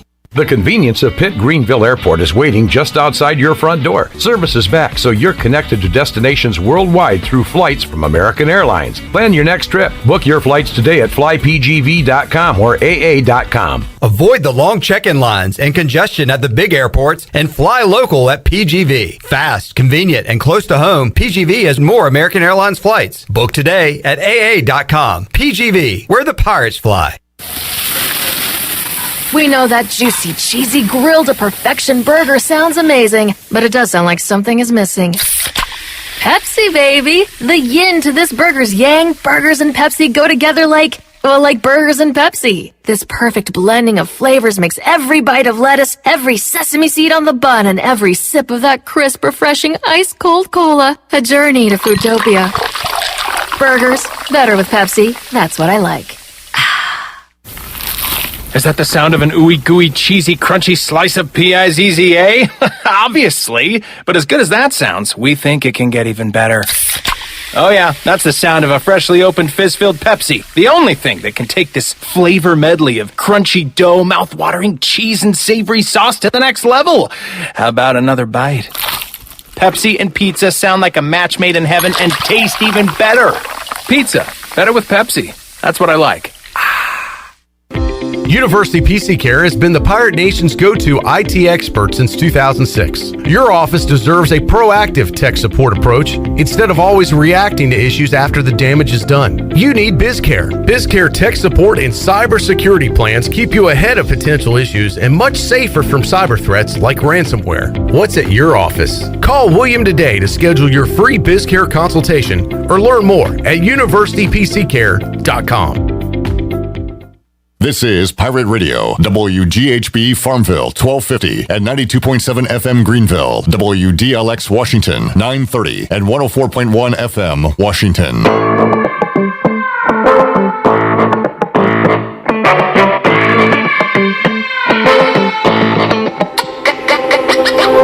You're listening to Hour 3 of Pirate Radio Live. This hour of PRL is brought to you by Bud Light, reminding Pirate fans to stay in the game and drink responsibly. Bud Light, the official beer of the ECU Pirates, and proudly distributed by Carolina Eagle Distributing since 1989. Now, back to the show. Welcome back. Carolina Caliber has the area's largest selection for outdoor shooting sports and accessories and is one of the top firearm dealers anywhere. At Carolina Caliber, they have everything you need for hunting, home defense, and personal protection, including a wide variety for ladies and youth. They will buy, sell, and trade. Carolina Caliber, locally owned and operated since 1960 on Fire Tower Road in Winterville. Now let's head back in to PRL. Here's Cliff Brock. Here's Troy. I don't care. Somebody take this show away. You're doing so good. You were having a perfect game. Up until then, we got you all derailed. No, I'm not derailed. I got her derailed. I did. I haven't done anything. I'm on Shirley's good list. Usually it's the other way around. Usually you're the one poking and prodding, touching her, doing whatever that gets her upset. What are you talking about? Oh, shall we review last other program? You poked her in the soft spot, made her laugh. Oh, we were talking about tickling? Yeah, you should do that again. Get her in a good mood. No. I can feel the heat coming off of her. Jeez, I walked into some. If I do that, she might burst into flames. Not doing it. All right, welcome back to the show. Troy to hear. Big Bryce Williams, my buddy, hanging out. Good to see you, BW. Wow, hey, good to see y'all. How are you, man? I'm good. It feels good to be back in the studio. You know, Wednesday was I guess not virtual, but a telecommunicated call. You mean last week? Last week. Yeah. So it feels good to be back in the seat. Feels good. Looking good. Seat. Got the Carhartt gear ready to go. Yeah, you never know when you're gonna get dirty, and I just you dressed exactly like I thought you would dress. Yeah, exactly right. What's been going on? Man, not a whole lot. Just trying to get houses sold, and that's been the biggest thing. Trying to get my boat motor sold. You know, that could probably be part of the other segment, but you know. Yeah, all right. We'll save Bryce Williams Outdoors coming up, Pirate Radio Outdoors, in just a little bit. You ready for the Super Bowl? You know I am. I'll be. Let's see. It's on Sunday. It is on Sunday. Yeah, you got that right. You know what channel? No. I was going to bet. I was going to say there's no way. I was going to make a wager with you, Chandler. I was going to bet you $20 that Bryce Williams had no clue what channel it was on. I'm going to go CBS. And you're survey wrong. says, Dang. You want to try again? NBC. Bingo. Survey says, ding. There we go. Yes. NBC. Yeah, so I know that much. You know what time the game is? I'm going to go on a wild hair and say like 8:30 or 8:30. It's the Super Bowl, man. It's the same time every year. 7. No, they always start like the festivities right around 6.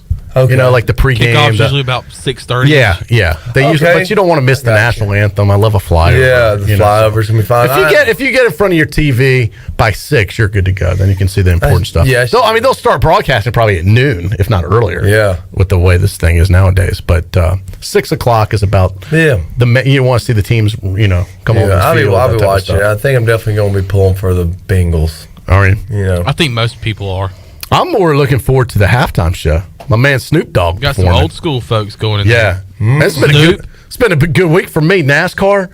last week up in L.A.? Logano or something? No, they had Ice Cube perform. Oh, you're talking about all these performers. Yeah.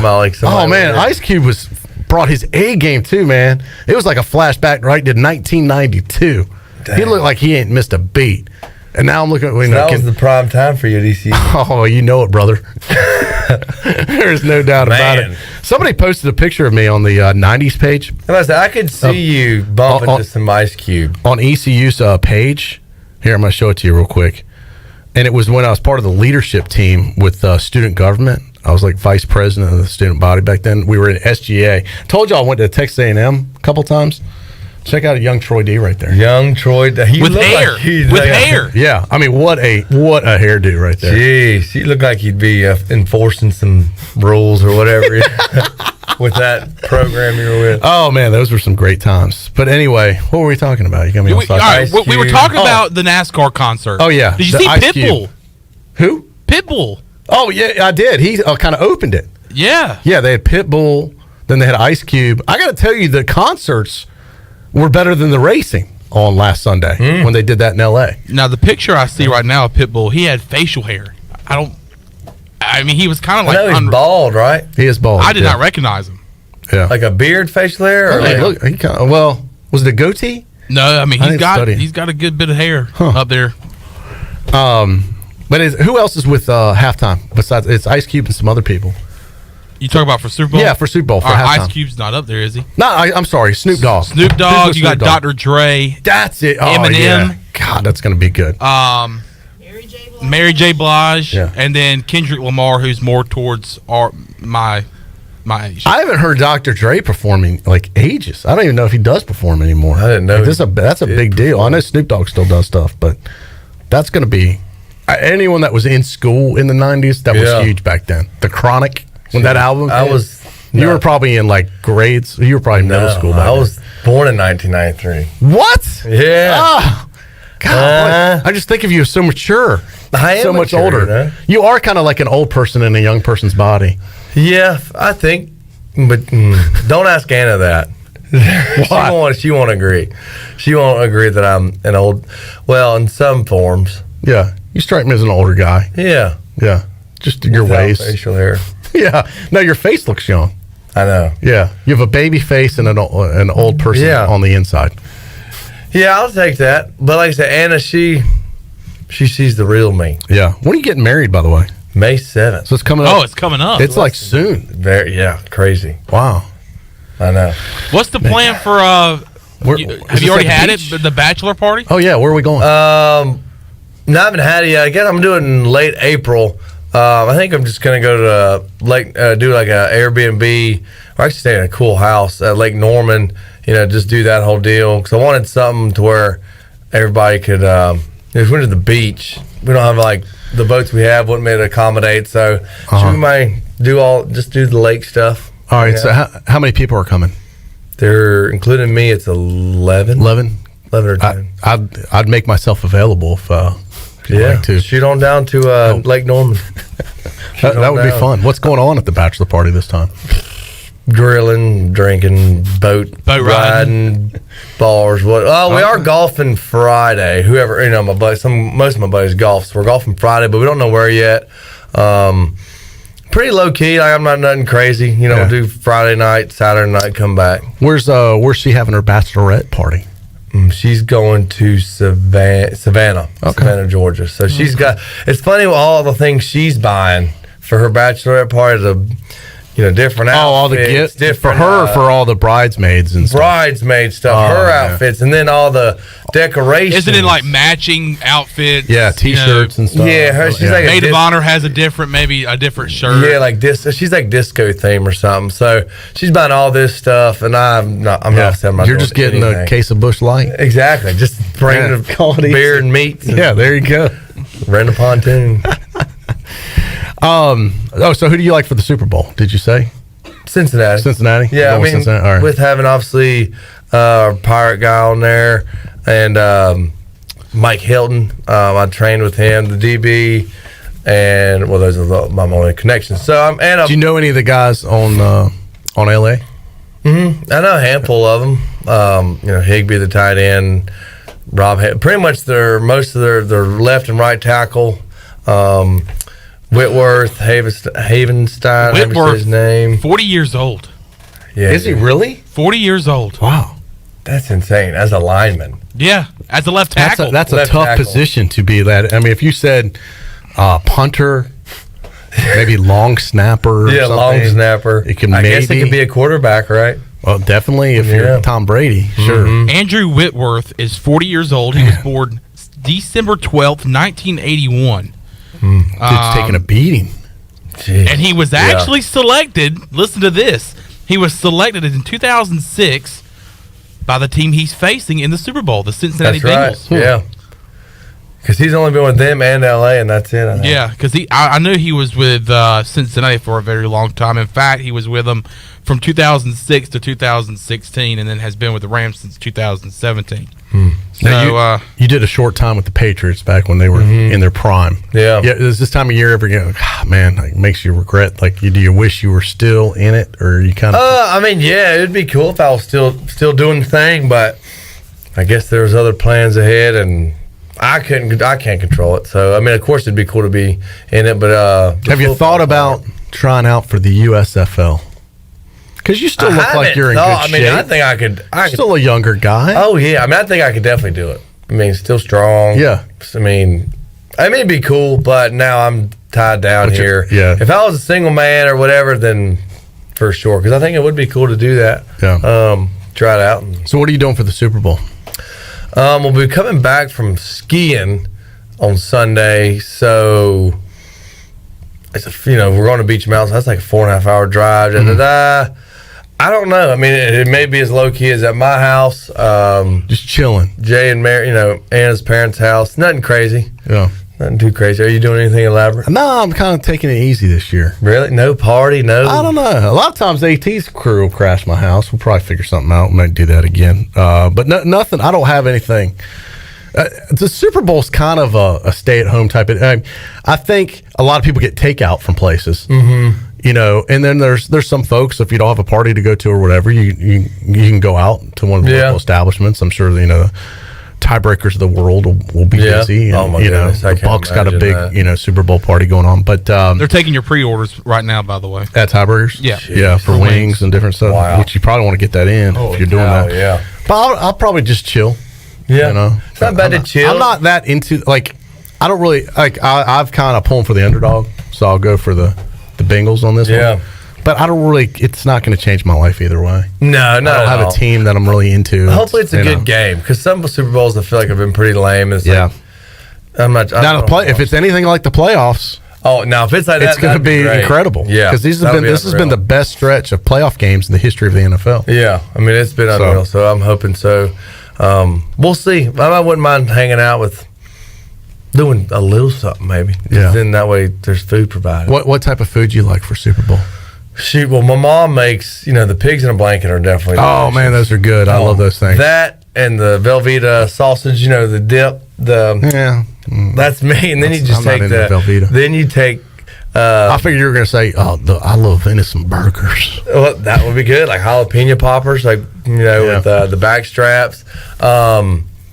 Yeah, but pigs in a blanket, man. If you get the right ones that are cooked well done, for sure. First, here's a trick to these. All right, here's a pro tip, because too many people wrap them and then bake them. Mm-hmm. You got to cook the pigs first, right? Cook them first, well done, or close to well done. Yeah. Then wrap them. In the dough, and then bake them.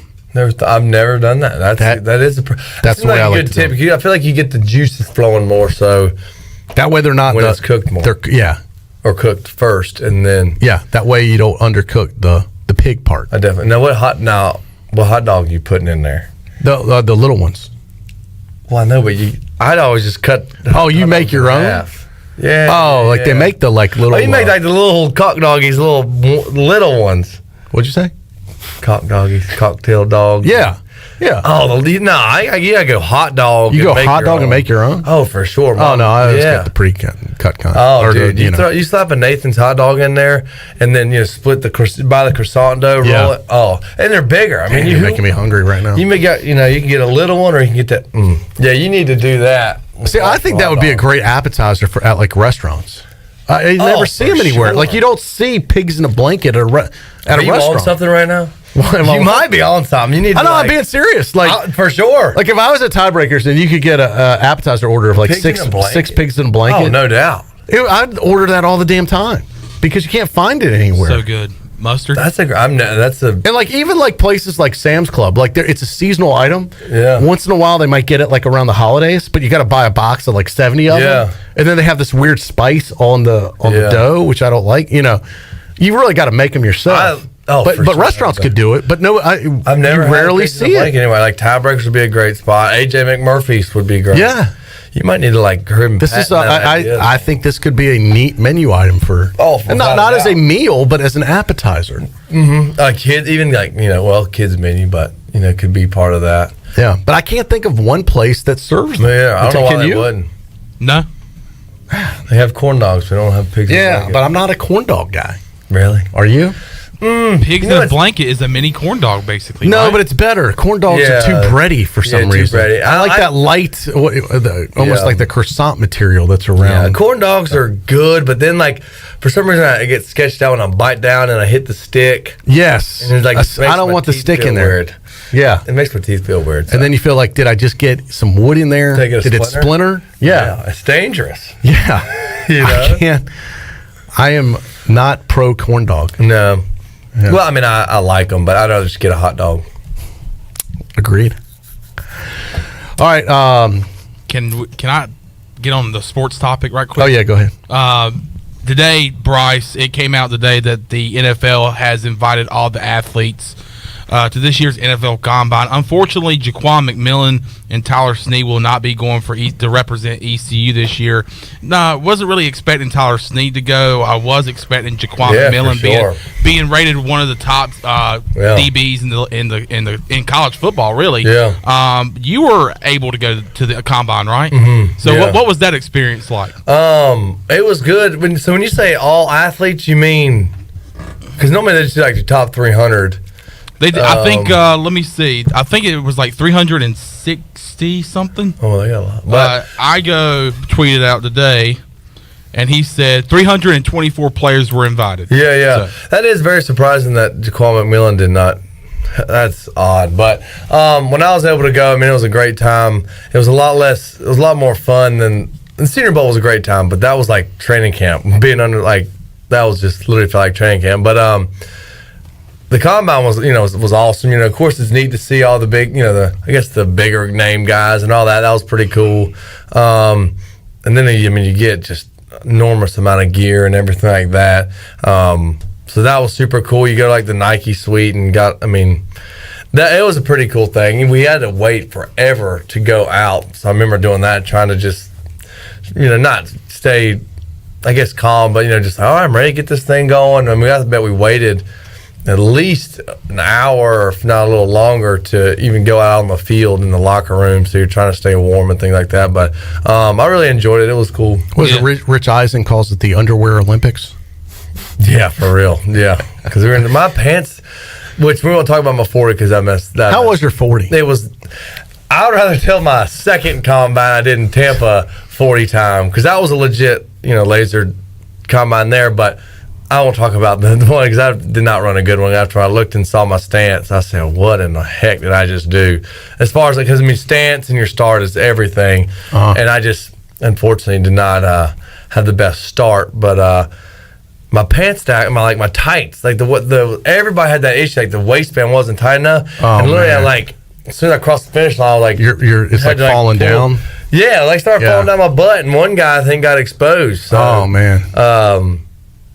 It was just like that gum, but it was fun. I know what you mean. I've had that happen to me in the gym before, pushing the sled. Yeah, and the tights underneath my shorts. Yeah, I feel like they're not tight enough sometimes. It's uncomfortable. Yeah, and then I'm like, it's it's a weird feeling. Yeah. Yeah. It was neat to be out there, and they swagged you out too, right? They gave you a lot you get it's. I got an Under Armour 2 Under Armour bags this big. Do you wear any of the stuff now? Not really. I wish I have some of the stuff. It's actually really cool gear, but it's got your position like TE and Like then like your your position initials. Yeah, the position initials and the number. That's like I don't care to be ripping that. Like I'd rather just have the clothes right. To wear. I mean, I wear some of the stuff, but it's mostly at the house and got some cool shoes. Like because everything's got like BWTE. Yeah, like a number on it. Yeah, and I'm like, I don't want that. I mean, there's some cool like quarters, 1086. Yeah. And so also I don't even wear it. Wear it. Just let me take a look. I might wear some of it for you. Yeah. By all means. Have the NFL logo on it? Yeah, like the combine thing. Yeah. I mean, I'll put it with my collection. I think I've got some gear from Tony Collins I rep every once in a while. Yeah, I mean, Patriots. It's in Winston, but I mean, it was cool. I can put on Tony's hat. I can put on your shirt. Yeah. And head over to the Super Bowl. That's Act like right. I'm an NFL alumni. That's right. But it was cool. I mean, you get a lot of stuff, and it was definitely a cool experience, especially to be a part of both of them. So. Who was some noticeable athletes in that combine that was drafted the same year? You had Derrick Henry. Oh wow. You had Hunter Renfrow. No, what is he was the tight end from Arkansas. Hunter Henry. He was definitely like second round. We had I think a lineman from Ole Miss, Laramie Tunsil, I think. Oh, he got into some trouble before the draft. Yeah, he did. Jared Goff, Carson Wentz. Goodness, I'm trying to remember. There was quite a few guys out there. So that was, it was cool to, see those guys and, like I said, experience that whole thing. You bet in the Super Bowl at all? No, I'm a tightwad. Oh, run. I haven't even looked. I check out all the prop bets and see, I'll usually bet a friend some of the prop bets. Like I like to do bet the coin toss because look, let's be honest. Out of all the bets, that's the best. That's your best odds. Yeah. If you get 50-50, that's incredible odds. Oh, for sure. Yeah. How much you putting out on a coin toss though? Usually we'll do $10 or $20 on every, choose a number of prop bets, and they'll go. We probably end up. Half the time though, I end up winning. He quit betting me because I was winning on. We bet stuff like first commercial, like stuff that's not even on the Vegas crazy. board. And random. And what I would say is first commercial, beverage or non-beverage. So now the first commercial for me is that runs in the Super Bowl. Yeah. So they kick the ball off, they have a series or whatever, and then they go to break. That very first spot is the first ad in the Super Bowl. Do you think it will be a beverage spot, which could be like a Pepsi or Budweiser. Or a non-beverage spot? That's a good prop bet right there. That's not even a prop bet. I just came up with that on my own. That, and the one that really interests me is what color is the Gatorade going to be when they dump it on the coach at the end of the game? That's always a tough one. That's a good one. Because it never matches up like you think it would. I mean, the only colors, no, there's like you can go orange, red. There's blue. Yellow. Blue. Yeah, there's clear if it's water, could be water. May not even be Gatorade. Do you think it's a requirement if you're going to do the cooler dump, Gatorade? Or do you think it make a difference? It's like, Gatorade means more, or do you think water means more? Well, I think it's what color is the fluid that they throw on them. Yeah. You can bet that. I don't know. So I like the weird stuff like that. Those would be I think those would be fun bets. Yeah. I think everybody's got, I guess betting, everybody's got equal chances, but I'd probably bet on that stuff than to me. Yeah, that's more fun than the game itself. There's not that many choices. You tell me what do you think the score is going to be? Right, over under. I don't do good when I got a lot of options. Score, yeah. We know that. Yeah. So, Bryce would be a nightmare. I need my 50-50 bets. You would do good on roulette if you just stuck to black or red. Yeah. If you start looking at the numbers, could you imagine Bryce on the roulette table? Bryce, pick 4 numbers. Yeah. It would have spun twice already around. He's still trying. He's disabled almost. Frozen trying to see what numbers to place the chips on. Most definitely. Yeah, you just got to stick to one color. Mm-hmm. Yeah. Red. Yeah. Yeah. And just do that every time. Just stick to red every time. I got a friend, that's all they'll do. They'll just stick to that one time, and they'll bet all their money, and every time it wins, they'll take the money off, put it in their pocket, and just keep betting red the whole time and go until their money runs out, and then whatever they have in their pocket, they take and they leave. It's kind of a good theory. Yeah, they're probably pretty smart. They're not just going all in. Right. That way you at least leave with something, and you might leave with more than you had, and you've probably had some drinks while you were there. For sure. If you can leave, I guess, even breaking even, I guess you're not going too bad. Especially at a place like Vegas. So, what's that? We need to take a break? Huh? You're wanting somebody to tell you when to take a break. Yes. And I'm telling you to take a break. Okay, let's take a break.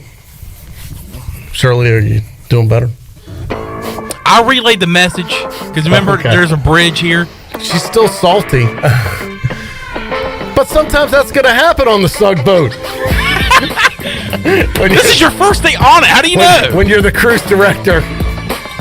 This is your first and last day on the Sug boat. Can't spell salty or Shirley without an S. We'll be back with more PRL. All right, we'll take a time out. We'll come back. Eddie King. This is going to be a real treat for you. Eddie King? Long-time Pirate Radio listeners will remember Eddie King. Before we had anyone else, before gambling was legal, we had Eddie King. I know a lot of long-time listeners will remember this guy. Originally, he used to live in Costa Rica when we were going to him. And he was working with a company called BetUS back then. Back when, as I said, it wasn't even legal to do sports betting. Now all the game's changed. They used to come out with a magazine? Yes. Yes, I remember. Yeah. Eddie King was one of the original cowboys when it comes to sports gambling out there publicly. We'll reunite with him. We'll get his Super Bowl pick when we return right after this. In studio with Jeff Stein from Brown & Wood. What's new, Jeff? For 2 years in a row, we've been voted #1 in Greenville, so we're super thankful. For 2022, we've decided to make it the year of the customer. We're taking more COVID health safety protocols with some personal test drives where, you don't have the salesperson riding along with the customer. It actually makes them a little bit more comfortable and they can take a drive and kind of go where they want to go and drive it how they want to drive it. Brown & Wood, your #1 dealership in Greenville and the home of the lifetime powertrain warranty. Introducing new Bud Light Seltzer Hard Soda, Classic Cola, Cherry Cola, Citrus Soda, and Orange Soda. You hear that? It's seltzer with a pop of soda, all with zero sugar. Bud Light Seltzer Hard Soda, the loudest flavors ever. Pick up some new Bud Light Seltzer Hard Soda at your favorite retailer today. Bud Light, proudly distributed by Carolina Eagle Distributing since 1989, and the official beer of the ECU Pirates. The Buccaneer Music Hall is your beacon of music in the land of Pirates and ENC. Open 7 days a week from noon until 2 a.m., the Buck features live music every night of the week. Tuesday is karaoke with DJ Captain Morgan. Wednesday is acoustic night. Thursday is the DJ dance party. And Friday and Saturday nights, it's live bands. Check out the Buck's Facebook or Instagram page for more information. The Buccaneer Music Hall. We'll see you at the Buck.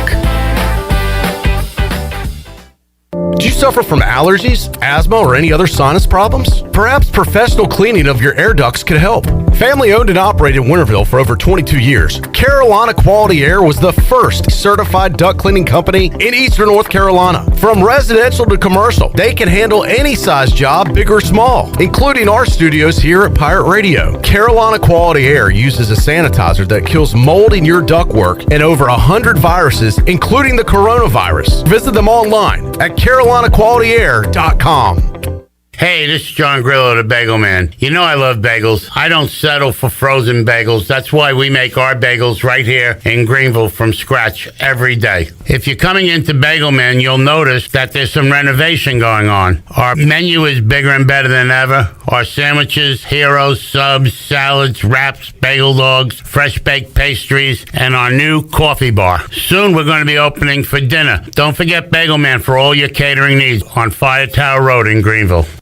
Hey Pirate Nation, this is Tom with Team Coop Strong. We want to invite you to the Coop Strong race on March 19th. This unique race has a 4-mile course, a ruck division, and an awesome after party. Proceeds support the local nonprofit Coop Strong, which provides financial support for those fighting ALS, scholarships in memory of Dr. Nelson Cooper, and funding for ALS research. You can sign up at runtheeast.com and follow Coop Strong on Facebook for all of the details. As always, we appreciate your support and go Pirates. Chico's Mexican Restaurant in downtown Greenville is the perfect place to get all your amigos together for some Mexican food, fun, and football. Chico's has been a game day tradition for Pirate football fans for over 30 years. Whether the game is home or away, make it a Chico's Day for some great specials and the best chips and salsa in town. Chico's Mexican Restaurant in downtown Greenville and online at chicosrestaurant.com. Go Pirates! for the latest from the world of golf. Tune in every Saturday morning from 8 to 10 for the Golf Shop Radio Show.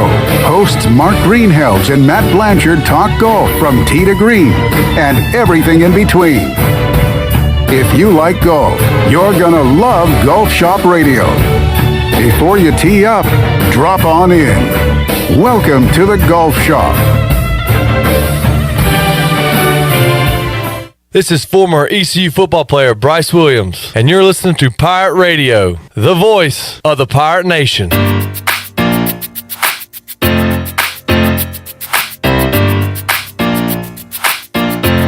You're listening to Hour 3 of Pirate Radio Live. This hour of PRL is brought to you by Bud Light, reminding Pirate fans to stay in the game and drink responsibly. Bud Light, the official beer of the ECU Pirates, and proudly distributed by Carolina Eagle Distributing since 1989. Now, back to the show. Welcome back. Orthopedics East and Sports Medicine has been caring for the Pirate Nation and student athletes at East Carolina University for more than 35 years and are the official team physicians for ECU. Orthopedics East and Sports Medicine Center provides a variety of general and specialized operative and non-operative orthopedic services to meet the needs of the patients in Eastern North Carolina. For more information, call 757-2663 or visit orthoeast.com. Now let's head back into the show. Here's Troy. All right, thank you for that. Welcome back in to Hour 3 here of PRL. Bryce Williams alongside legendary Pirate, former NFLer. Good to see you, Big B. Yes, sir. Good to see y'all. Let's go to the Pirate Radio Live line and talk to a guy. I literally haven't talked to this guy in like years. I know he's been on, maybe it was like, it might be 10 years since the last time we've had him on. But we started with him about 20 years ago when we started Pirate Radio. He was ahead of his time. He was our sports betting guru at the time with a company called like BetUS. And he is Eddie King, joining us now live from parts unknown. Eddie, welcome back to Pirate Radio, my friend. Oh, man, Troy D, it's great to be here, but I will correct you, though. We had started back, and I think it was 2001. I was at Bet on Sports. That's right, Bet on Sports, yeah. And I was on last year as well, if you remember correctly. I had the Buccaneers, the under, the over Kelsey package where I had last year. But man, it's great to be back. I can't believe it's been this long, and we're still here. I know. So you still do the sports gambling, sports betting thing on a regular basis, I assume, and still kind of keep that as your pastime, if not full-time job. Yeah, no, it's a pastime job. I do keep it up with some old friends like yourself and some other places. But yeah, that's like another life ago. You know, I'm still here. We're not in handcuffs, so we're. That was back in your Costa Rica days. I mean, I think we were talking to you from Costa Rica back then. You were, and I actually remember those days well. That's probably why you gave me the workplace incident warning before we got on the air. I said, Eddie, it's only been 15 years since we've had an incident, but no cussing this time. But those were a little looser times, a little wilder times. We were all younger back then, Eddie, so we've all grown up and matured so well, right? We have, and you know, if you think back to that time, and we don't want to bore everybody, but the reality is, you remember how much of an outlier gambling on sports was, you know, and now look at it. Look how much it's blown up, and it's amazing. And, you know, people finally came around to realize that you can't stop what people want to do. Eddie, as you know, back then, the federal government went after these offshore betting sites like BetUS and the ones you were involved in and shut down, even though they were located the servers were not in the country, but because they had U.S. customers, somehow they got them shut down, went after those sites. But now times have changed, and all this sports gambling has been legalized in so many places throughout the country, and the feds no longer go after it, and it's really become mainstream. Well, it has, and I think they finally realized that there's a lot of tax dollars. There's a lot of tax money in there, and, you know, that's why, obviously, we lived in Costa Rica at the time. And I knew a lot of people that said, hey, we live in Costa Rica, no one's coming. But sure enough, there were some people that got some knocks on their doors. Yeah, no doubt about it. Well, let's talk about the Super Bowl, Eddie. Who are you playing As far as the over-under, what do you like? Who do you like to win outright? Who do you think will cover? When you make a wager on this game and putting your money where your mouth is, where are you putting it? You know, I've already put my bet in. I could say that now because it's legal in a lot of places, and since I'm from parts unknown, I already bet the Bengals at plus 4.5. I know the line's gone down to 4. But I had a little bit of a problem today, Troy. You know, my son who lives in Charlotte said he has a bet Rams money line on a future bet. So I'm kind of torn, but you know, I told him I'd have to pay him back whatever he bet, not the winning part, but whatever he bet. But I like the Bengals plus the points, and I actually, you know, I like the under. All right, what is the over/under currently at? You know, it opened at 49.5. Now it's at 48.5. You know, I think a lot of people are maybe thinking that this could be a high-scoring game. It could be. It could very well be. I mean, last year you had the Buccaneers in Kansas City. That game went under. Everybody thought it was going to be a high-scoring game. Super Bowl's a whole different animal. You know, you have nerves involved. You know, people are just – it's a very tough situation, and I think the under is going to happen. I like the Bengals, not only to cover the game, but I like them to win outright. Eddie, I'm with you 100%. I feel the same way. I think the Bengals is the team, and I think they're going to pull the upset, and I think they win it outright. And I think folks that play the money line will be rewarded for that. Yeah, I agree. And, you know, people are forgetting. The Rams against the spread are, you know, they're 2-3 in the last 5 games, but the Bengals, on the other hand, are 6-1 over their last 7 games. And that was only because in Week 18 they sat all their players. That's the only time they've lost. I think the Bengals are on a run. You know, it's going to be I think it's going to be a fun game to watch. This is the one game a year where you get all the crazy, you know, prop bets for folks. If you don't want to just bet on the team, you can bet on all types of other stuff. How long is the national anthem going to be? The over/under on that. You know, there's so many different aspects to this way you could wager and have fun with it if you want to. Do you get into any of the prop bets, Eddie King? And if so, which ones? Yeah, I do. I mean, there are some good ones out there, and you're right. There really are some crazy ones. I mean, you know, some of the regular ones that you might have are how many receiving yards will Jamar Chase have? Over under 82.5.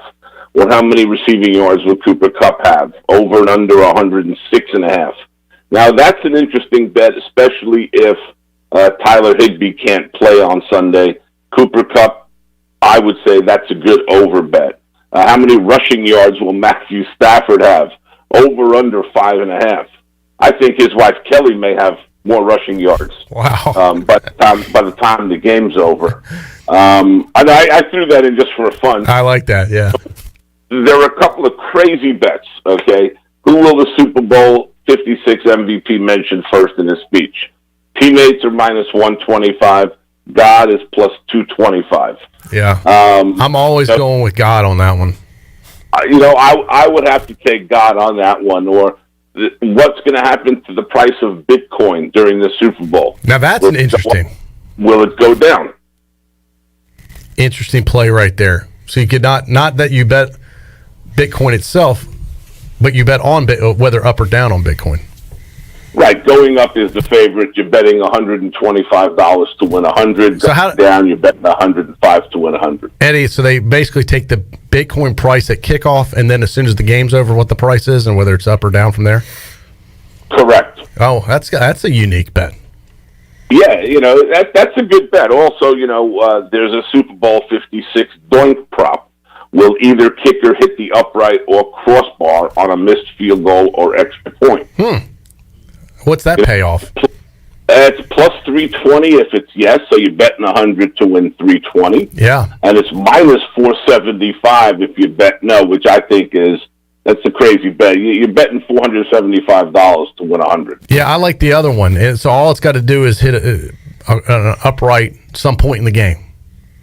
That's right. Or yeah. Crossbar. A crossbar, right. Or an extra point. Right. I think if I was in Vegas, I think I'd waste $100 on that because it's such a big payoff, and it happens. It seems like it's been happening quite a bit.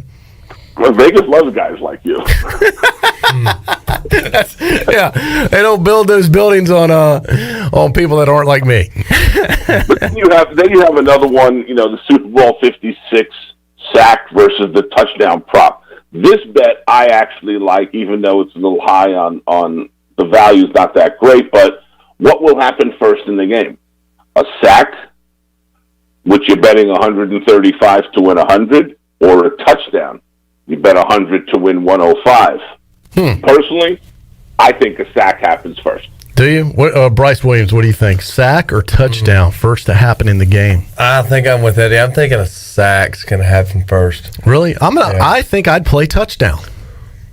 All right. Well, I hope you're recording this so we can go back and listen to this. If I was in Vegas, I think I'd waste 100 on the touchdown play. And what does it pay off again for the touchdown? $105. You're betting 100, 105. Okay, so it's not that much juice, but yeah. That's why the bathrooms in the Vegas have gold because of that. But that is one of the bets that you can. It's going to be one or the other. It's I don't want to say 50-50 like the coin toss is, but it's one of those things is going to happen. One isn't. It's not like the Gatorade color where it could be one of 10 choices. Right. Or how many times will the measurement chains be used? Over under 1.5. I'd go over on that. Of course you would. I think they want to be careful on this game. It's a big game. A lot of eyes, a lot of people watching this game, so I think they'll measure more than 1.5 times. Yeah, will a replay be overturned? That's another one. Actually, will any touchdown be overturned by a replay? What do you say on that, Eddie? Will any TV be overturned by a replay? I would say no, and the no is the favorite. You're betting 275 to win 100. Yeah, I say no on that because I think they're going to try and have their best officials on it, and these guys don't want to make a mistake, so I don't think replay will be as important in this game. Well, I have to say, Troy, you that's a great statement because I don't see best and officials belong in the same set in the NFL this year.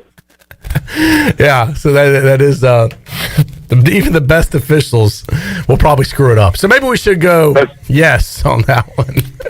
Well, yeah, and here are two other ones, and I think that you're like Super Bowl 56 player passing attempts. How many players will have a passing attempt? Over or under 2.5 players? So you're betting either each quarterback does or someone other than each quarterback gets it, basically. Because if it's 2, it's each quarterback. If it's 3, then someone is going to throw the ball other than the quarterback on one of these teams. That's a good one. What do you think, Bryce? I'm thinking so between Cooper Kupp's throwing the ball some, right? And Odell Beckham's, I think I've seen throwing the ball. I might take the over on that, Eddie.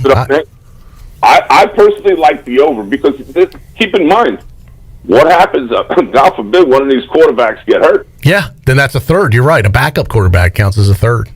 Yeah. Right, and that's over under, that's plus 115, so you're betting 100 to win $115 on the over. Now, that's one that I would take. Yeah, I like that one. It's a good play. Here's another good one for people that like to watch the game. How many times will Roger Goodell be shown on the broadcast? And that's under 1.5. What do they consider the broadcast? I always wonder about that. Is that from kickoff? Is that when they consider the start of the broadcast? Or are they considering pregame? What about postgame? The end. Kickoff to the end of the game. It's over under 1.5. I would take the over on that because they got to show Roger quite a few times. Yeah, I'd go over on that too. I don't know if he makes them do it, but I think he loves to have his ego groomed by these networks. And Bryce is humming in the background. He must know. Yeah. What do you think? Oh yeah, I'm going with the over too. Yeah, the whole ego thing and just it being the Super Bowl. Yeah, I'm sure he wants his face out there. Yeah, and with the lawsuits going on right now. Oh. Yeah, I figured you had to bring that up, didn't you? Yeah. So the lawsuits could be a whole nother prop bet. Will they move forward? Will the NFL settle? Will they lose? Will they win? Will Brian Flores ever coach in the NFL again? Oh goodness, yeah. I think it depends where this lawsuit goes. I don't think it's definite that he won't. I think time has a way of healing a lot of wounds, and I think he could coach again. I agree with you. Listen, I think he will coach again. If Joe Judge can get a job again with the Patriots after the disaster he was with the Giants, then I believe anybody can get a job. But how about this one? The first commercial prop of the Super Bowl. What commercial is going to play first? Rakuten, however you say it, or WeatherTech? Which one of those companies will be the first, not the first commercial, but which one of them will come first? Oh, as far as which gets played, both of them are Super Bowl sponsors, and whose commercial will play first? Right. That's an interesting one. I'll go WeatherTech. Or Booking.com or Expedia. I'm going to go Expedia on that. Yeah, I think so. What about how many commercials will have a dog in them? Oh, God. Over or under 6.5. Wow. I'm going to take the under on that. I think that's too many commercials with the dog. I'd say 5. Yeah, how many dancers, halftime dancer props, song props. I mean, will the halftime show, here's a good one. Will the halftime show have a wardrobe malfunction?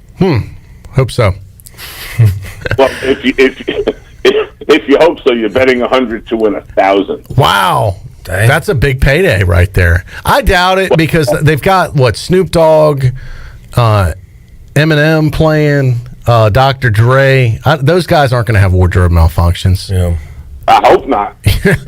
So, and I think those days are probably over for the NFL. They'll probably be a little more careful on that. And if there is one, I bet they will run this thing with a delay so you never see it on TV. And it's probably got to get on TV to be considered a wardrobe malfunction for the bet. Well, that's why, you guys now have the delay at 1250 Pirate Radio is thanks to Eddie King and his couple of slip-ups back in the day. Yeah, well, I think you had enjoyed some of the beverages down at Costa Rica at the time. And that was back when we were only one station, Eddie. Now we're 2 FM, 2 AM. We're worldwide on YouTube Live, Facebook Live, the TuneIn app, and also our website. So, you're all over the place now worldwide. So be careful what you say. I mean, imagine if I had those slip-ups now. I mean, you could have easily gone viral. I think you could have been, to the moon with this show. Yeah, could have turned you into a TikTok video. Thank God, All right, so those are a lot of interesting prop bets. Yeah, I like those. Yeah, you've definitely got my interest. I'm going to have to. It's so much easier. Sometimes I do wish, the one thing about Vegas, Eddie, it is easy just to go up to the window at the sports book and place a bet. Although I guess a lot of people would say, hey, it's just as easy to get online and do it on your computer. There's a different. I'm sure you've been to Vegas. There's a whole different atmosphere, though. I enjoy the betting on the apps and here and there, but it's something about being in Vegas and being in the thick of it and the atmosphere and the noise and the excitement and everything else. As opposed to you sit at home and you bet like that. It just feels so vanilla.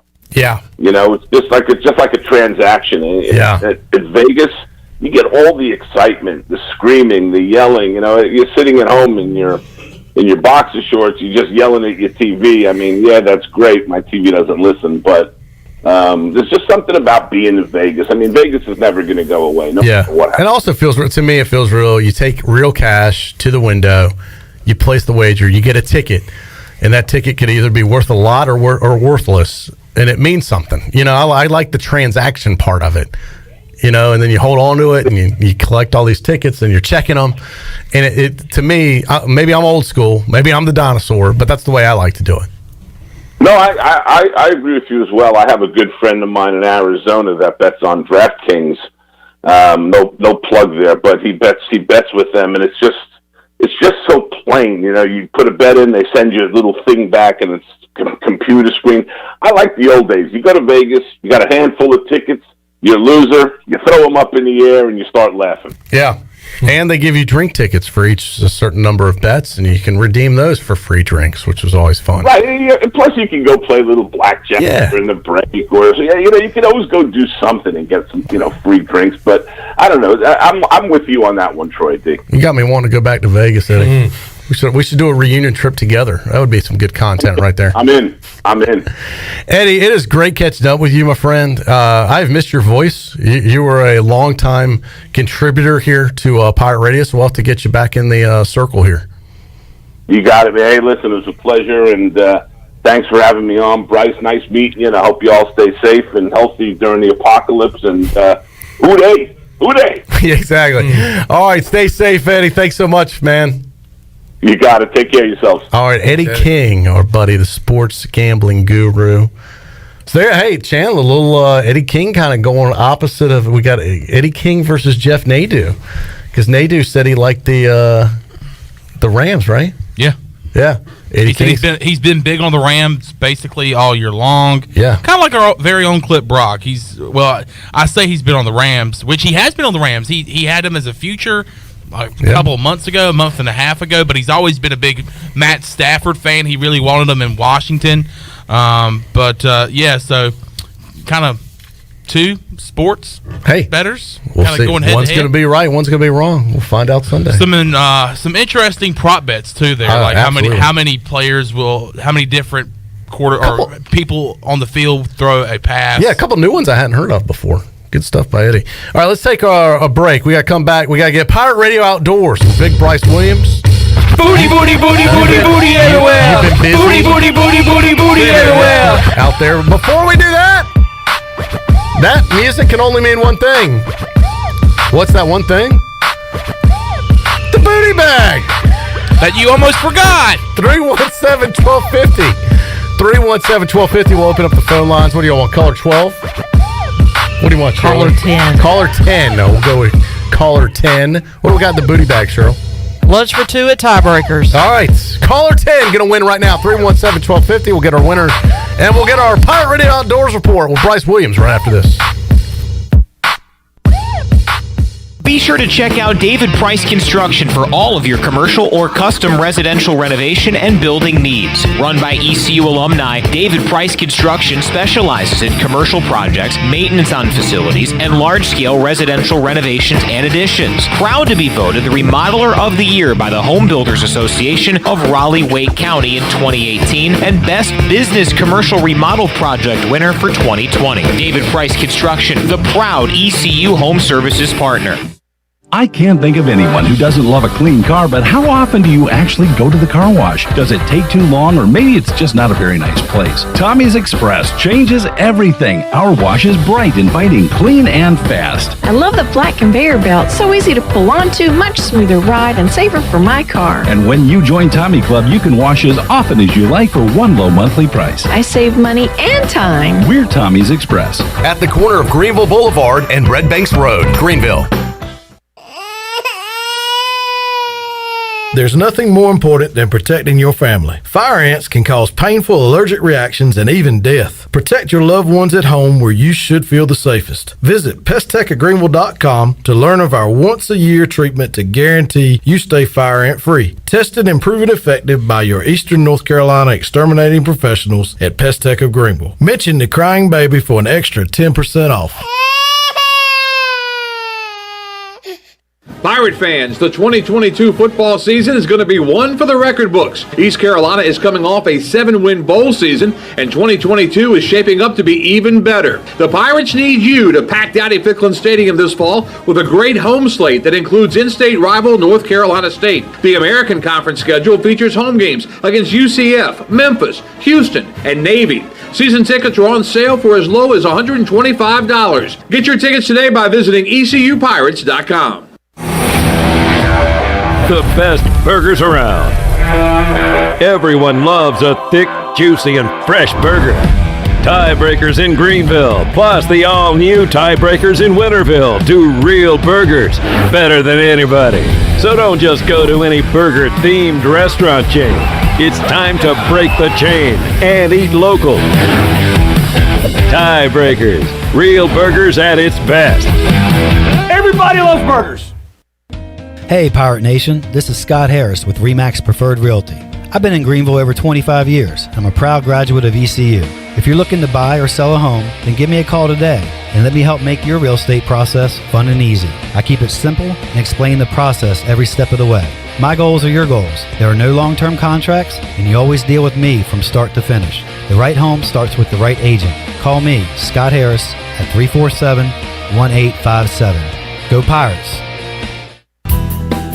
Uptown Greenville's newest dining experience is open and ready to serve you. The Sidebar, a Tex-Mex fusion restaurant, offers dinner and weekend brunch. Located at 707 Dickinson Avenue, right beside the DAP House, the Sidebar has indoor dining and patio seating for everyone to enjoy. For the latest information on reservations, menu items, and more, follow the Sidebar on Facebook or on Instagram at sidebar.greenville. When a storm hits, you can count on Greenville Utilities. They put their emergency storm plan into action to restore power as quickly and safely as possible. If you experience an outage, call them toll-free at 1-855-767-2482. The automated hotline can handle a large number of calls at once, virtually eliminating busy signals, so help can be on the way as fast as possible. Remember, GUC's emergency hotline number is 1-855-767-2482. This is CJ Mayhew, and you're listening to Pirate Radio, the voice of the Pirate Nation. Check it out. Check it out. Check it out. Check it out.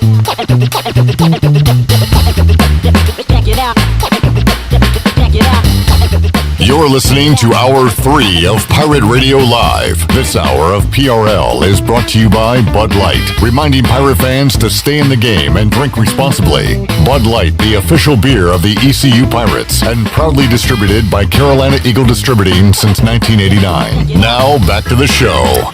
Welcome back. Taking a quick look at your stock market. It was a good day. The Dow was up 305 points and 35,768. The NASDAQ was up 295 points at 14,490, and the S&P was ahead 65 points and finished out the day at 4,587. That's your Wells Fargo Advisors Financial Report. For a personal look into investing, call Wells Fargo Advisors today at 756-6900 in Greenville. Wells Fargo Advisors, LLC, member SIPC. And congratulations to Josh Thomas of Greenville, who picked up lunch for two at Tiebreakers. Tiebreakers is open every day at 11 a.m. and is the best place to watch your favorite sports while enjoying the best wings in town, along with sandwiches, appetizers, cold beer, and more. Follow Tiebreakers on Facebook and Instagram for daily updates. And speaking of Josh, he is a card-carrying member of the Sugboat, and he wanted me to relay a message to you, Troy, which I was more than happy to impart. And that is, under no circumstances are you ever the captain of the Sugboat. That's fine. And under no circumstances is he ever a winner on Pirate Radio. So there. So I guess he thinks he can dictate policy, so can I. So sorry, Josh. I'll get off the Sugboat and I'll take your Tiebreakers and go use it for lunch tomorrow. Well, taste your own medicine there, Josh. You don't dictate policy around here.